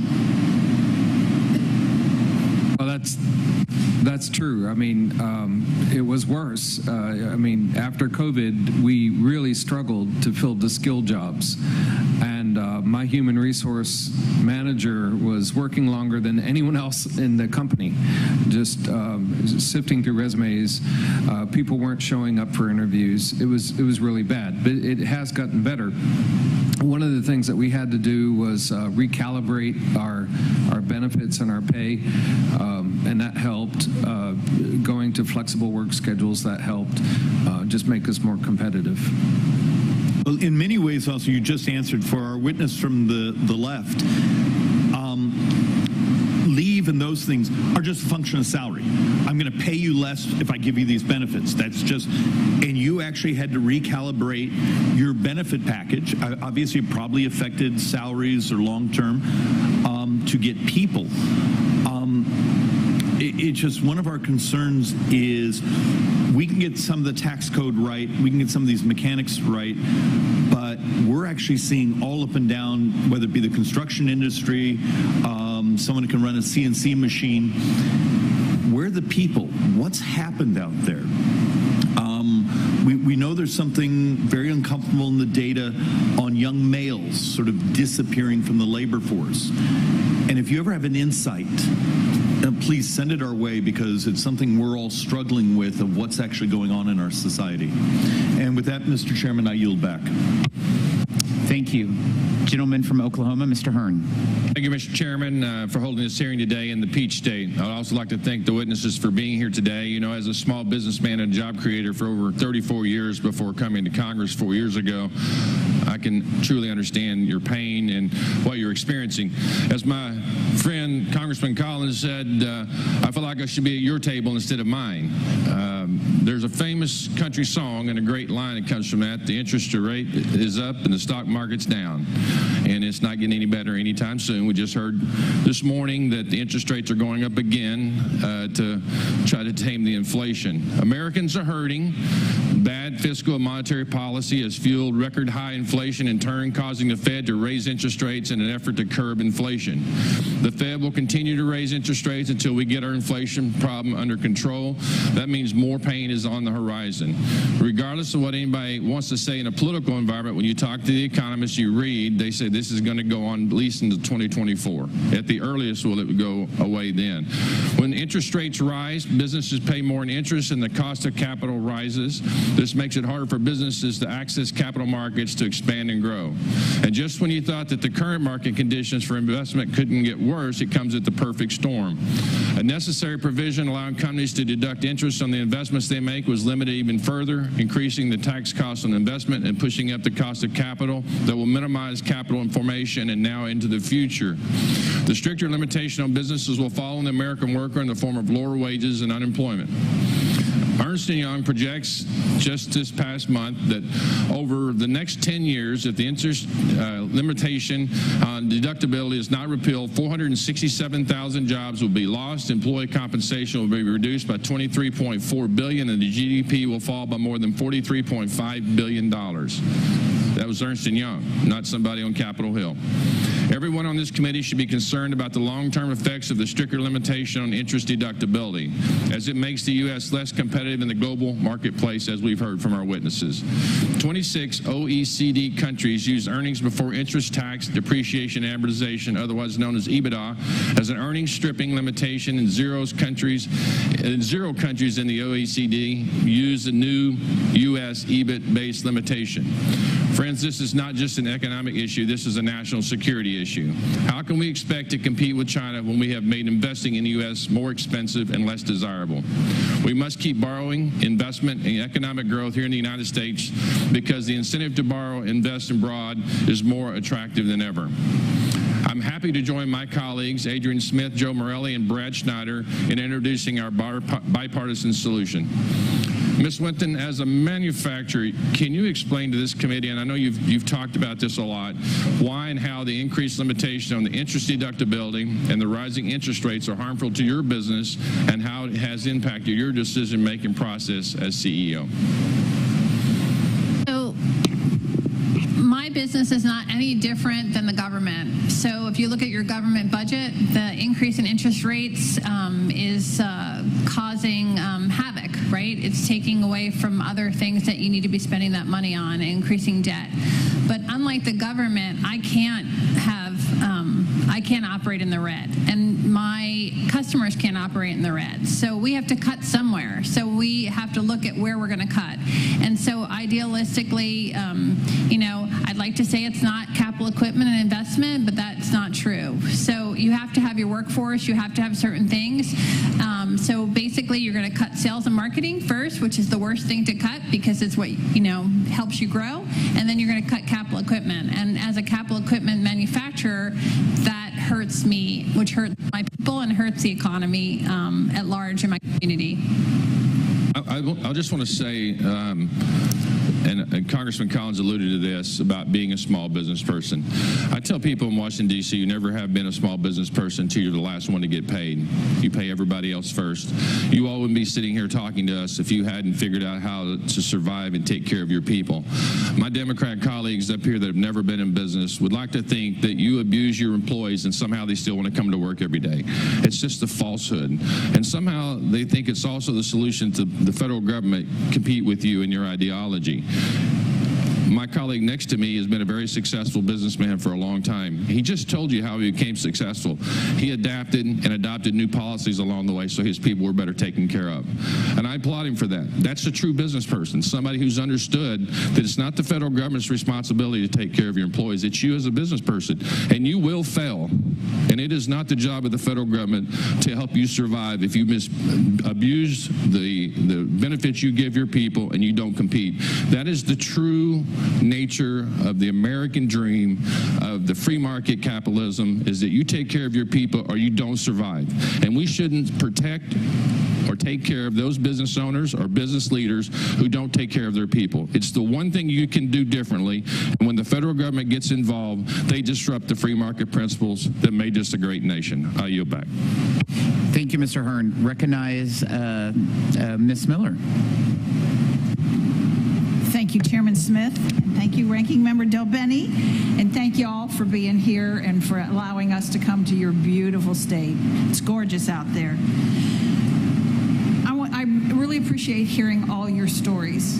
It means so much as an American to hear how we make the American dream happen and the challenges that you have and how Congress needs to hear these challenges, because so many times when you see the policy that comes out of Washington, D.C., you wonder if they've ever had to sign the front of a paycheck, if they've ever had to pay everybody else first before they could take anything home. Ms. Couch, thank you so much for being here today.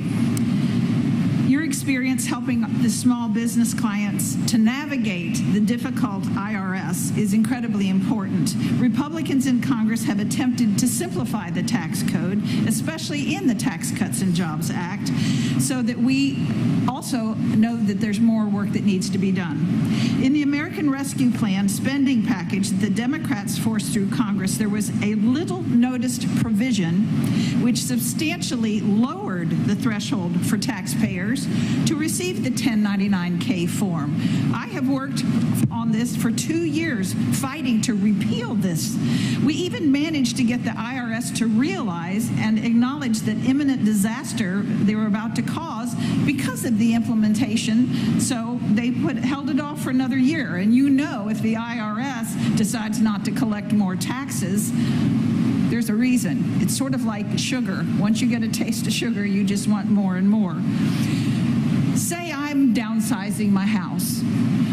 I've got a Peloton sitting in the garage. I've got 2 or 3 sets of skis that my kids outgrew, a drum set, all kinds of stuff. So I'm going to have a garage sale.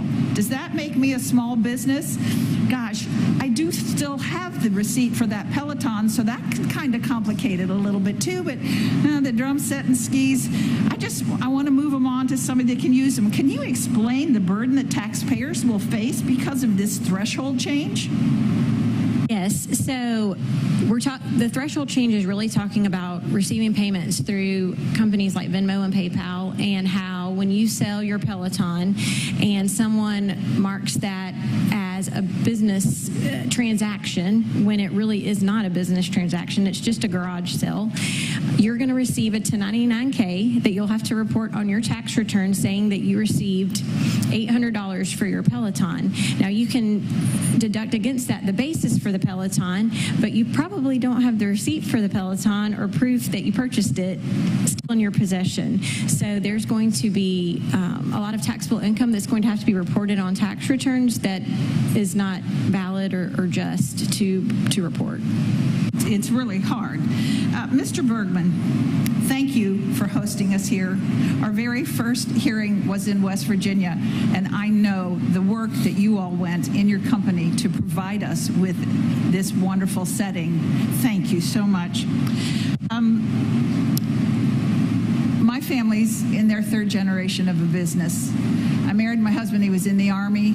We came home. He went to work at 6:30 in the morning, came home at 10 o'clock at night and talked to his dad for an hour. I understand. Our sons are now in the business.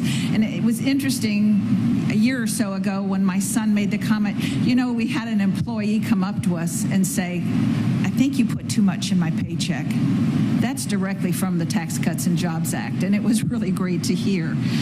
Overall, how has your company been able to grow and invest in itself due to the tax changes in the TCJA? Well, the accelerated depreciation was really important because we knew we had goals in mind of capabilities we wanted to add, and when that act was passed in 2017, I think this room had 7 CNC machines, and we had 0 3D printers. And since that, I think by the 2021, we've doubled that to 22 CNC machines in this room, as well as some other experimental machines and processes that I don't think we would have tried. Well, in my home state of West Virginia, we have a lot of expensive, capital-intensive industries because of extraction and manufacturing. And in the benefits of the TCJA, such as the interest deduction, immediate expensive, and ability to deduct the R&D, were going to expire. What would you say that would mean for your business and your employees? Well, I mean, I'm not going to let anyone go because I believe in my workforce, right? We would have to live with lower profits, and we would have to adjust our plans. First we'd have to see if these are permanent, but if they come a reality, then we would have to adjust our strategy accordingly. What you do in business. I yield back my time. Thank you. Thank you, Ms. Miller. Ms. Tinney is recognized. Thank you, Mr. Chairman, and thank you, Ms. Delbene, and all of our members for being here, and to our Georgia hosts, we really appreciate it, and to you for being here, and also for giving up, Mr. Bergman, a day of manufacturing production. We appreciate that. Look, I'm a small business owner. I'm one of the few lawyers, former lawyers on the panel. I was a partner in my firm, thought I knew everything, like most lawyers do, until I actually had to run our business, which was really challenging. I ran a dying business in a dying economy while I took care of my son, who was very young, and my parents, who were in their final years and very ill. So I know what it's like to run a business in difficult times and in a difficult economy, which one of the most difficult economies in the nation is the state of New York, which is where I'm from. And like so many small business owners, when I got to government, I think there's a great misunderstanding between maybe it's our parties or people who are in business or not, and that's that there's somehow a hostile relationship between employees and employers. And as a small business owner, I can tell you, every one of our employees is like a family member. They're a jewel to us. They're so valuable, and we want to give them everything we can. And one of the things our business in a very rural community did from the very beginning is we provided health care. We provided family leave. We provided 401k and all the things we could do to be competitive and to give our employees an edge. Many of them were farmers and didn't have those opportunities because we know farmers don't have the access to many of those things, and my family members were farmers too. So I just want to ask you, because I know some of the key things I got out of your, Ms. Couch, I really appreciate your discussion of 199A. I've been to hundreds of businesses or heard from hundreds of business owners, almost entirely small businesses in my community. And I don't know where the 4% figure Ms. Shankling is coming from the 199A deduction, but almost every one of them took advantage of it. And 100% of them, regardless of party, told me that the Tax Cuts and Jobs Act were the best thing that happened to them in 30 years as business owners in the state of New York. So we had to do that through, unfortunately, reconciliation, which is a tough process. But I wanted to talk about the concept of mandating family leave, health care, and the impact that has on the voluntary aspect of being competitive. And maybe ask you first, Ms. Couch, if you would, as I like the incentive-based program, because guess what? Now that we have mandates on health care, on family leave in our state, all of our health care is much more expensive. Our family leave is more expensive, and we have a harder time getting employees to work. So I wondered if you could just very briefly from a tax perspective, tell us your insight on that. So to mandate the family medical leave, I see so many small business owners who give this benefit without being mandated to do it, and to put an additional burden on small business owners, by mandating them give certain amounts of time off is just unrealistic and a burden that some business owners will not be able to withstand. Mr. Bergman, you don't have a family leave policy mandated by your state, but do you have one with your company, and what would be the impact on that? I mean, it's been already said that family leave is important for young families that are having children. But I'm convinced that the marketplace, when you're trying to hire and grow, the marketplace is going to take care of itself. And so if you do not offer a competitive benefits package and a good, safe, attractive place to work, you're going to go out of business. So I don't know how much extra guidance we need. It feels like it will take care of itself or you won't survive. Thank you. Ms. Whitten, you said, unlike the government, I cannot operate in the red, but I'd like to allude and kind of put this together with what Mr. Collins said.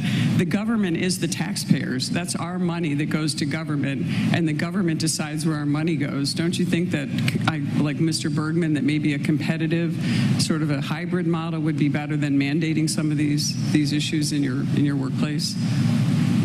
I think it's on an issue-by-issue basis. I don't think that we can talk about them all at once. I can say from personal experience, we talked about I have offered health care, and it was always increasing in double digits, but when Affordable Care Act passed, I know that last year I had a 38% increase in my health care costs, and I can't continue to sustain that. So my fear is, if you mandate, what does that mean as a small business owner? Does that mean that I'm going to be paying even more than I'm paying now? Thank you. I appreciate that. I think my time has expired, but thank you so much, Mr. Chairman. And thank you to the witnesses. Thank you, Ms. Tenney. Ms. Fishbach is recognized. Thank you, Mr. Chair. And I want to thank all of you for being here today, because this is a critical part of our job, is to be here listening to folks from across the country, not only from our district, but hearing people from our district and understanding better as we go back to D.C. And, over the past 2 years, we've watched inflation, we've watched more supply chain issues, we've watched the workforce issues, and then that was on top of the pandemic. So, and Mr. Livingston, I know that the restaurant industry has had a harder time recovering than a lot, and I won't say anyone's completely recovered, but it's a harder time.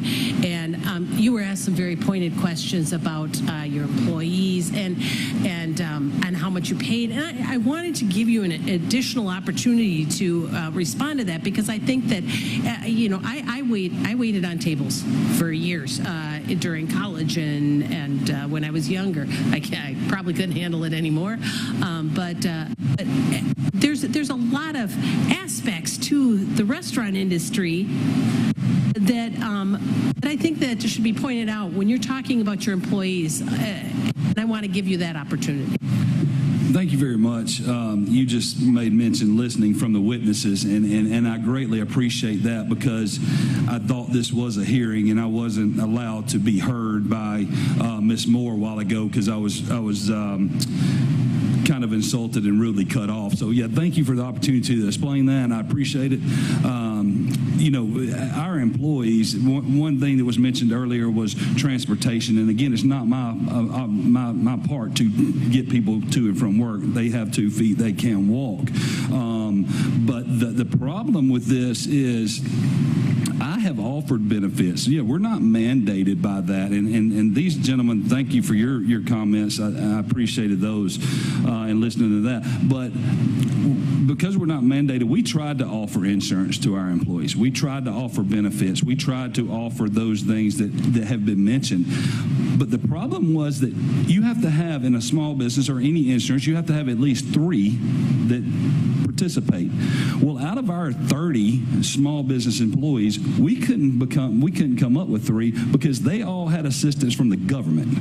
So the people that do need it, the 2 or 3 people that could have used it, were not allowed, or we could not sign that up because we didn't have enough participation to go forward with that.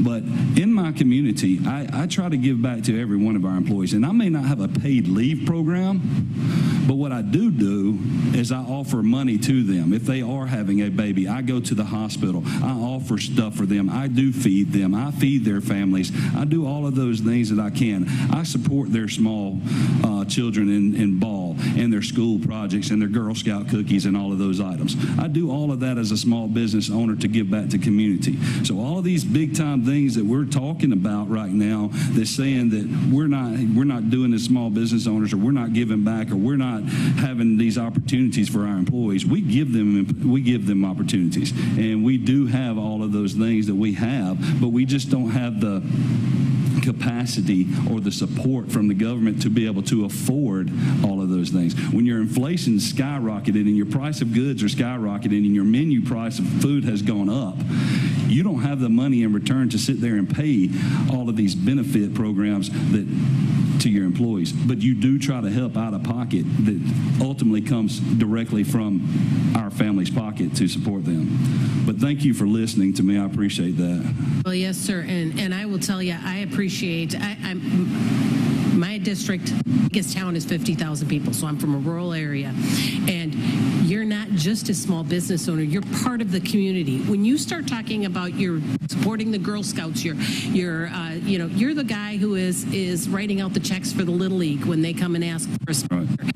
And so it's not just those kinds of things that we talk about in D.C. because good ideas don't always come from D.C. A lot of them are bad ideas. And you are all part of your community. And you know what works, what's good, what's helpful. And I have such a hard time just saying that every neat idea in D.C. is going to work, because it's not. And we need to be out here talking to you because we need to understand what's going on in your communities. And so I appreciate, Mr. Livingston, that you are, and all of you, that you're part of the community, that you are writing that Little League check, you are buying those cookies. So thank you for doing what you do, because you support your community and you make it a better place to live. So I appreciate that, and I am out of time, so thank you, and I yield back. Thank you, Ms. Fischbach. Mr. Moore is recognized. Thank you, Chairman, and for our host today, thank you for setting up this awesome setting. We appreciate it. It's like a lot of facilities in my district in the northern part of Utah, places I love to go and tour and visit. So last fall, I wrote an op-ed that was published in a magazine or in a publication, and while I'm sure that all of you have read it and have it posted on your doors from some obscure brand new freshman congressman from Utah, I will just quickly summarize what I try to communicate in it. And I think it's a fundamental problem with Washington is in 2017, you had majorities in the White House, House, and Senate for one party, and in 2021, you had majorities in the same for the other party. And they did big pieces of legislation. And what I tried to communicate in that was there you can actually see just the difference in philosophy. And in 2017, I sort of articulate the Tax Cut and Jobs Act as an effort to sort of empower workers. You reduce taxes, you try to empower workers. And in the American Rescue Plan, what you're doing is trying to empower programs. And here's the point I want to make. Is I've dug in, especially to this committee, and now as far as Congress as a whole, there are voices that are there for themselves and they just want to sow discord. As far as our committee, from what I understand, Republican or Democrat, we want a strong economy, and that is an absolute goal. And there's a difference in philosophy about how you go about doing it. I am obviously very supportive of the Tax Cut and Jobs Act. If I was in Congress, I would have voted for it and voted against ARPA. That's obvious. What I wanted to highlight was something, Ms. Winston, you actually brought up, and then I'm going to ask you, Ms. Couch, a question. is it's not easy to do big pieces of legislation, and we have an opportunity right now to identify from research and from data, well, what was good? What's good? Well, what's happened that's been good? And I would say things like the R&D amortization.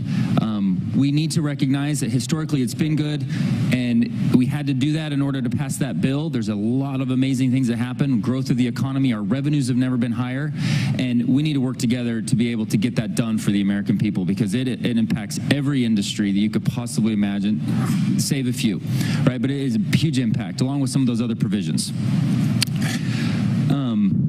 I love being from Utah for something you said, Ms. Winton. Our state legislature, a supermajority in the Republican Party, provides tuition opportunities, free tuition for high school juniors and seniors to go to tech, to go learn and get a certification at a tech school. And they take that and they have a better job when they go to try to earn their 4-year degree. It's a great way to be a productive program within a government, right? And I love that you brought that up, how we've lost that over the last few decades, and we're trying to do that. Encourage you to take a look at it, and talk to folks about it. Hopefully you can be doing something similar. Ms. Couch, NFIB, the National Federation of Independent Businesses, is a great organization, and the thing that I love most about it is they actually do a really good job of collecting data. And as a recovering marketing researcher and strategy consultant, it is the best way to understand consumer research. It is the best way to build a strategic plan going forward and actually solve big problems. The NFIB has a report that says that business optimism has declined for 15 straight months. I would love your opinion on what steps we can do and what we can take to boost confidence of small business and communities and help them feel more excited and positive about future prospects. Because consumer attitude indexes, we go off of those dictate a lot of things within our economy. Could you just share what do you need to feel better about the potential over the next few decades? To start, it would be great to extend the Tax Cuts and Jobs Act. I did not plan that. I was not set up for that. The 199A, I know I've harped on it, but it's crucial, and I think it would give people a lot of peace of mind if they knew that was going to extend. I think that right now just peace of mind is a little shaky, and with interest rates going up and seeing some of the things that we're seeing in the economy right now, just some stabilization would be a good thing on the interest rates to start with as well. So, thank you, Mr. Bergman. Anything to add? Well, yeah, I think you said the right word: stabilization, stability. All Americans have seen ideology in Congress shift from one side to the other. But if you're in business, you're trying to make plans. Some plans horizons go longer than a term limit. And if you want to start a greenfield factory that might take 10 years to realize that technology, you're handicapped by not knowing what is going to be the ideology in Washington in year 7. And so what do you do to mitigate the risk? You scale it down. And I would just say, as an overall goal, stability would be nice. Love it. Thank you. You emphasized my point. CEOs think in terms of 10, 15 years, and unfortunately, politicians think in terms of 2 sometimes. And we need to fix that, and we need to recognize that better. Thank you. Thank you, Mr. Moore. Ms. Van Dyne is recognized. Thank you very much, Mr. Chairman. And I appreciate getting out of D.C. When you come there and you have to testify in front of us, and we're, on these tall chairs higher than you, it can be really intimidating. This is more intimidating for us than it is for you, because we're in your backyard. We are in your home, and I think it's good for us to get out and talk to you where you live and not make you come all the way to D.C. where it's all stuffy and we know what we're talking about. about, because as you have pointed out, we don't know what we're talking about, and we need to learn from you a lot. Unfortunately, since the Biden administration took office, we have observed a concerning trend of rising inflation, resulting in the average household experiencing additional expense of $10,000 per year. And this economic downturn has further been worsened by a record 24 consecutive months of declining inflation-adjusted wages, leaving millions of families struggling to make ends meet. Moreover, we cannot ignore the fact that this administration continues to accuse small businesses of using a loophole, and to back it up is currently pursuing a $1.8 trillion tax hike, which would primarily target Main Street businesses. This tax hike includes a small business surtax expansion of $650 billion that targets owner-operated small businesses, an additional $235 billion in taxes through an increase in the top individual tax rate for small businesses, and a $77 billion increase in the death tax, which will force family farms, ranches, and other generational businesses to sell assets to cover an enormous tax bill. Mr. Chairman, I ask unanimous consent to submit to the record a petition signed by over 11,000 small business owners who agree that their small business is not a loophole. Without objection, so ordered. Thank you very much.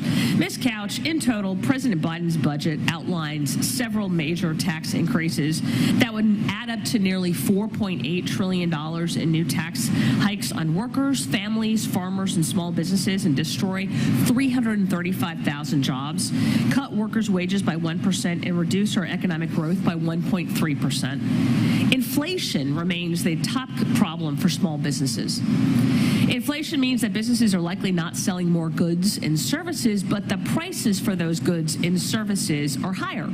And therefore, it appears that their income is higher, but that's not good for the economy overall. So are you seeing your clients report higher taxable incomes as a result of high inflation? And is that one reason for historically high business tax revenue?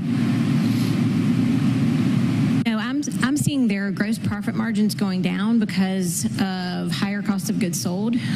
So that's where the big decrease is.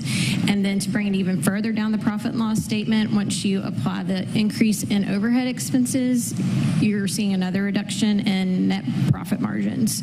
So no, we are not seeing, the cost of inflation is driving profits down. Okay, good to know. Thank you. You also work diligently with the IRS. In last Congress, House Democrats gave billions of dollars, which they claim will help improve customer service. Have you seen an increase? Absolutely not. What have you seen? I called the IRS yesterday for a client. I was transferred 4 times, and I held for over 2 hours. I held my entire drive to Atlanta, which was almost 3 hours. So customer service is terrible. Well, we continue to see complaints of the IRS agents continuing to work from home and not being responsive, and I think you basically just explained how that actually is happening and how that's affecting small businesses. For the past 2 years, worker shortages have been fueled by Democrats' misguiding spending policies. Has your business faced worker shortage issues, and if so, what impact has that had on your operations? And Mr. Livingston, I'll go ahead and start with you.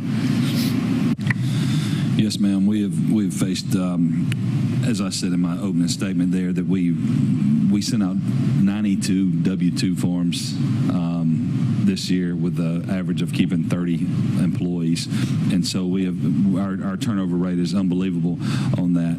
Again, I go back to the fact that so many make a statement to me that they can make more working from home, which is almost unbelievable for how they do that. I think most of us wish we could figure that out, but every morning we're strapping on our boots and we're going to work. So yes, we have been affected by that.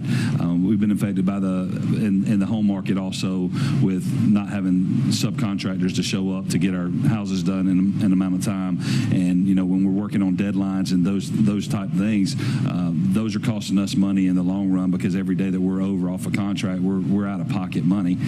Same way with the restaurant. Every day that we can't open the doors because of lack of employment, cost us sales. And no matter if we're closed or not, the bills continue to come in daily. So yes, we've struggled in that. I appreciate it very much. My time has expired. I yield back. Thank you. Thank you, Ms. Van Dyne. Mr. Feenstra is recognized. Thank you, Mr. Chair. I want to thank you, Ranking Chair, also for being here. Thank you, each one of you, for your witness testimonies and all you do. I mean, you are the people that actually make this economy tick in our great nation. I'm from Iowa, and I am the second largest ag district in the country and probably one of the largest manufacturing districts in the Midwest. And just like you, we're fighting every day to survive. And when I say that, there's things that go bump in the night. One of them is 100% bonus depreciation and 179 depreciation. I look behind me and you look at the robotics, you look at the CNC machines, plasma tables, laser cutters, you name it. All right, these are high cost pieces of equipment. All right, and to fully depreciate them all at once is a game changer, literally a game changer. It was noted by the Tax Foundation that the economic impact of 100% bonus depreciation made permanent will increase 100,000 new jobs along with higher wages and higher GDP. And we get that. We understand that. So my question to several of you, Ms. Couch and Ms. Bergman, Mr. Bergman, thank you for all you do, but what does this mean? If we can create some permanency in bonus depreciation, 179, and even 199A, which you talked about, Ms. Couch, how does that look to you when you start forecasting your business, buying equipment, and all this other stuff? I think it goes back to what we were talking about earlier, in that permanency is stability, and it allows for my small business owner customers to make decisions that are not just for next year, but that might be for 5 years from now, if they know that a tax provision such as bonus depreciation, Section 179, will be in play at that time. Yep. How about you, Mr. Bergman? I enjoy seeing everything, and I'd love to hear, what do you need from us to make sure you're successful, that you can hire more employees, that you can grow our economy? Well, I think, the idea of a permanent Section 179 type, bonus depreciation would be great, because we do have, even though we're a small company, we do have a technological roadmap. We have understanding of what it would take to gain a competitive advantage. And we could plan much better knowing where that's going to be, not just the next 2 years, but the next 7 years or 9 years. Yep, I thank you for that. And Ms. Winton, you hit on something earlier, and I'm grateful that you hit on it. All right, it's called research and development expensing. And you noted that China is at 175% of expensing. Close to 200, right. And why are they doing this? Because they get it, right? They get that research and development creates and builds an economy, right? Obviously, we're slow on the draw. We're slow on the uptake here in America, right? Can you just talk about this a little bit, how important research and development expensing is, and in essence, research and development, and how that affects your business as you move forward?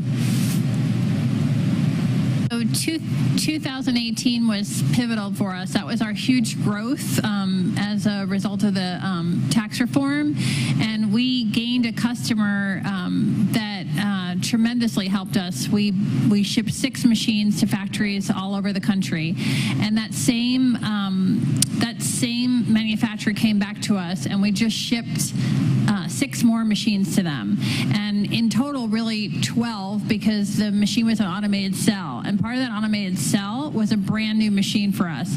So they did R&D in their factory, and as a result of doing R&D for their products, they needed new machinery, and then that came back to us having to build new machinery and develop new software and a brand new machine from scratch. So the R&D was, the expensing comes from us. It also comes from our customer. So it's a long supply chain of the need for that R&D. Thank you for that, Ms. Winton. I just want to point out how important it is to these businessmen and women what bonus depreciation, 179, R&D expensing is, and we got to make them permanent. All right, that gives you it allows you to forecast, it gives you certainty in what you're doing. All right, but I also want to say this. All right. right? When you look at the global world, when you look at the international economy, what's happening, right? They want to pass, and we're pushing down Pillar 2, this administration is. The OECD is trying to make punitive damages to our companies, right? And then you have the book minimum tax of 15% that is also going to crush our companies. I mean, I don't understand what's happening with this administration and what's going on with how they want to crush our economy. So I'm here to tell you, I will do everything for you to make sure that we're growing our economy and that we have a tax structure that will benefit you so you can grow. Unlike you, small Main Street businesses up and down Iowa, they need our tax structure that works for them. Thank you. Thank you, Mr. Feenstra. I now recognize Ms. Nicole Maliatakis. Thank you, Mr. Chairman. I want to thank you all for your testimony today. I think it's going to really help us craft the legislation that could help support small businesses and manufacturers like you.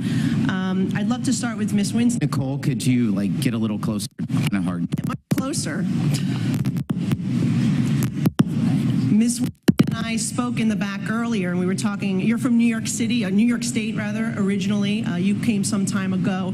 But as you know, most of Georgia's new residents are those fleeing, sadly, New York City. So I would love to hear from you what your friends and neighbors are telling you about the reason they're leaving the Big Apple for the Peach State. It's funny that you said that because that conversation happened yesterday. I was talking to some younger folks, or younger than I am, that left New York City, and they said they can't afford it. They said, I parked, I bought a sandwich, and I'm not really sure what else I did, but it was $150 later.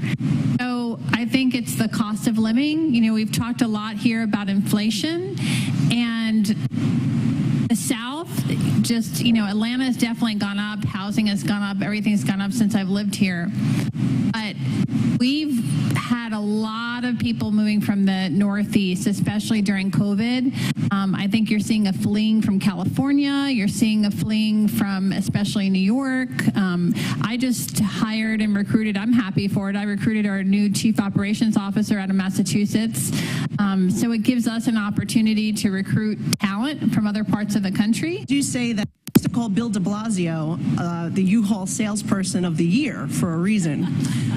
But going back to what you're saying here, because it's true, when government has these types of programs where they're giving money with one hand, at the end of the day, they're really taking it with another, because it's driving up inflation, it's driving up taxes, and that is exactly what we're seeing some of these proposals that the Democrats are saying here today and back in Washington would do. We've seen that story firsthand in New York City.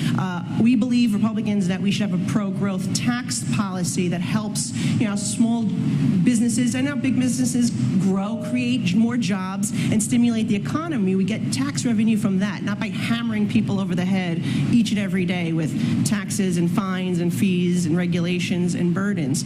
You mentioned that the President Trump's Tax Cuts and Jobs Act helped stimulate sales. You saw the sales of machinery from your business skyrocket. And sadly now, with the inflationary policies of President Biden, you're seeing energy costs and lending costs go up, which is further hammering our young people trying to purchase a home, senior citizens trying to pay their electric bill. Trillions in increased taxes, as Biden is now proposing, would only make it harder for you to reinvest, expand, and create jobs. Is that correct? That's correct, and I think something that you guys don't see yet, because you don't see it in your statistics, is that there's a huge backlog in manufacturing right now. So especially in capital equipment, folks, some people have up to 18 months in backlog, and we're seeing a slowdown in inquiries. So that's going to catch up, and you just don't see it yet because of the supply chain. How do you guys feel about hundreds of billions in tax credits, your hard-earned tax dollars that are in this Inflation Act that passed in December, that would be made available to companies in communist China? How does that affect you? My competition is all over the world, and when you talked about Section 179 before, I think sorry, bring it closer to me. That was a big thing because manufacturing is all about the known. We don't like the unknown. We don't like during election years. We don't like instability with tax structure. And so during the time period with 179, we would see that Congress would pass the laws closer to the end of the year. And when you pass a law in October for that fiscal year, guess who gets that business? China, because they're importing and they're storing their equipment here. And as a manufacturer, you need it, you're going to buy it, and it's ready. All right, and with 30 seconds left, want to ask you a question, right? And this may seem basic, but would you as a business take a percentage of your revenue and give it to a competitor so they could invest, so they could expand? Yes or no? No. Okay, so we shouldn't be doing it with China, right? No. What would happen if if your business operated without a budget for 7 years? We wouldn't be in business. And I can just tell you really quickly, we were at a trade show and I had some folks from China, and they just wander around your booth just looking at everything. And what would happen if any of your businesses spent more money than you actually took in? We wouldn't be in business. And that's what I'm afraid will happen to the United States if we keep going down the route we are. And thank you for your testimony. Thank you. Thank you. Mr. Carey is recognized. So, for the witnesses, I am an Ohio State Buckeye graduate, and I promised my dear friend, Mr. Ferguson, that I would not treat this panel as hostile witnesses. But I do want to say two things. Mr. Collins obviously been here a little less time, but I'm not too far away from him. We've both been in the business side of things. And Mr. Bergman, I got to tell you, I've walked around your facility. I've been in and out of facilities like this my entire life up until about 15 months ago. You guys have really done a great job. Thank you for hosting us. I really appreciate that. I owe it all to my team. No, that's good to hear. Now I'm gonna touch on something. I do want to get with you a little bit about how I'm going to sell my Peloton and not have to be taxed on it. But there's a real crisis, whether it's in Central Ohio, which is where I come from, Columbus, Ohio, of affordable housing. And, you know, as we look at Atlanta, we look at Georgia, I know affordable housing, Ms. Whitten, you touched on it a little bit.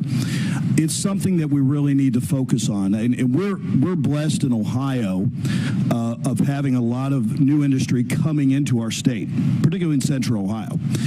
But affordable housing is something that we just don't have enough of. And I know you find that in the Atlanta area. But just a couple issues that I want to address. You know, Congress, and as you look at this panel, it's a bipartisan panel. And we all come from different industries. We all come from different things. But we're able to work together to get some good things done. And in 2018, Congress came together in a bipartisan way, and we were able to get a 12.5% increase in the low-income housing tax credit, something that was very important for not just, you know, people in my district, but people all over the United States. And it's something that I hope that we'll be able to come together and do again. I know I'm going to jump around here a little bit because I'm the last one to go, so I'm the one that's, you know, keeping us from lunch, right? But Mr. Livingston, am I not mistaken, you were a coach? Yes, sir. You're defensive coordinator? Yes, sir. And I appreciate that and appreciate your service to our youth. I want to ask you a couple questions, and we'll talk about housing maybe another time, but I just wanted to throw that out there.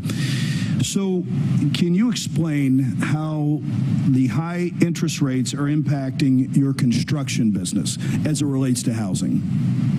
Yes, sir. So one, it causes less interest in the people that are wanting to buy a home. As I mentioned earlier, just a 0.5% change in the interest rate changes drastically for us. If we're signing 2 contracts a year or 2 contracts a month, and we're losing out just on $17,000 because of that half drop of interest over a year's time, we're talking $80,000 to $100,000 loss that's coming into our business. That's just on a 0.5% with just 2 houses a month. Yeah. And we're not having that interest of people coming in to want to buy new homes because of the fact that their mortgage rate is going to be extremely high, and they're also scared that the amount that they're getting on the loan does not go towards what the house is actually worth. Right. So it's causing them stress in that, because they know if the interest rates do come down, obviously they could refinance, but still right now they're not getting the style home that they deserve for the amount that it costs. And to your other business, and I know, in the restaurant world, I know the profits that the margin that you have to operate on. Have your customers regularly seen, and I'm sure you have, but I mean, have they regularly seen an increase in the price of some of the products or the food and the beverages that you have at your restaurant? Absolutely. It's not the cost of the New York prices by any means. We don't charge $100 for a sandwich and parking. You can get all that in West Point for $5.99. But yes, the increase in the prices have definitely gone up. We have to. But again, operating on a food cost of normal of 25 to 28%, having to raise that food cost, it costing us around 40 to 45% now.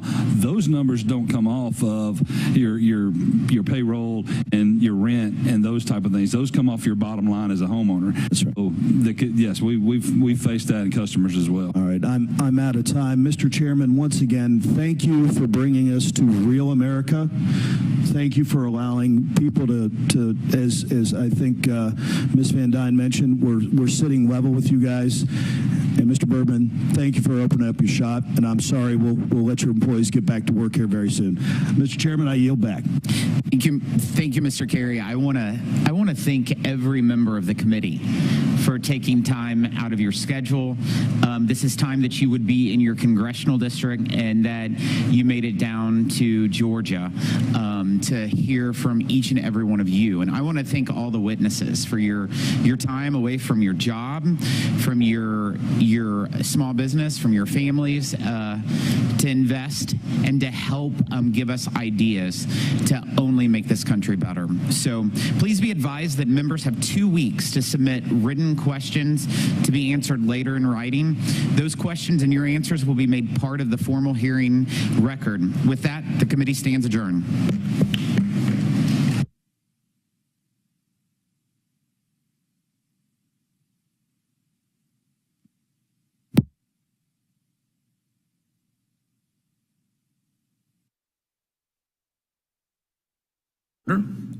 Good afternoon. The subcommittee, I'm glad to lead here. I appreciate the opportunity to work with all of you this Congress, especially Ranking Member Blumenauer and each member of this committee. I would also like to thank our witnesses for being here today. This is, as you know, an important topic. Today's hearing examines why the United States must lead on trade, especially in the face of China's aggressive trade and investment agenda. Concerns about the Chinese Communist Party's global influence and predatory trade practices are not only shared by every member of this committee, these concerns are bipartisan and bicameral. We've seen firsthand how China seeks to weaponize trade to expand its influence and undercut U.S. workers and values. These actions should create a mandate for the United States of America to lead on trade issues. But unfortunately, such a mandate has seemingly gone unnoticed by the administration. Across the board, China seeks to dominate global trade and supply chains. They're using all tools at their disposal to advance their Made in China 2025 initiative. Today, we will hear why the United States must lead from a position of strength. We can do this by addressing the CCP's practices directly while simultaneously using trade programs, agreements, and other tools to show we are a reliable and attractive alternative for nations around the world. The CCP seeks to erode America's competitive edge through intellectual property theft, discrimination against American exporters and investors, and a wide range of advantages provided to state-owned enterprises within China. They have made no secret of their desire to replace the United States as the dominant global power. We cannot and will not allow this to happen. China continues to grow its global ambitions. Take, for example, the Belt and Road Initiative, which has become a tool for the CCP to trap partners in developing countries into endless cycles of debt and control.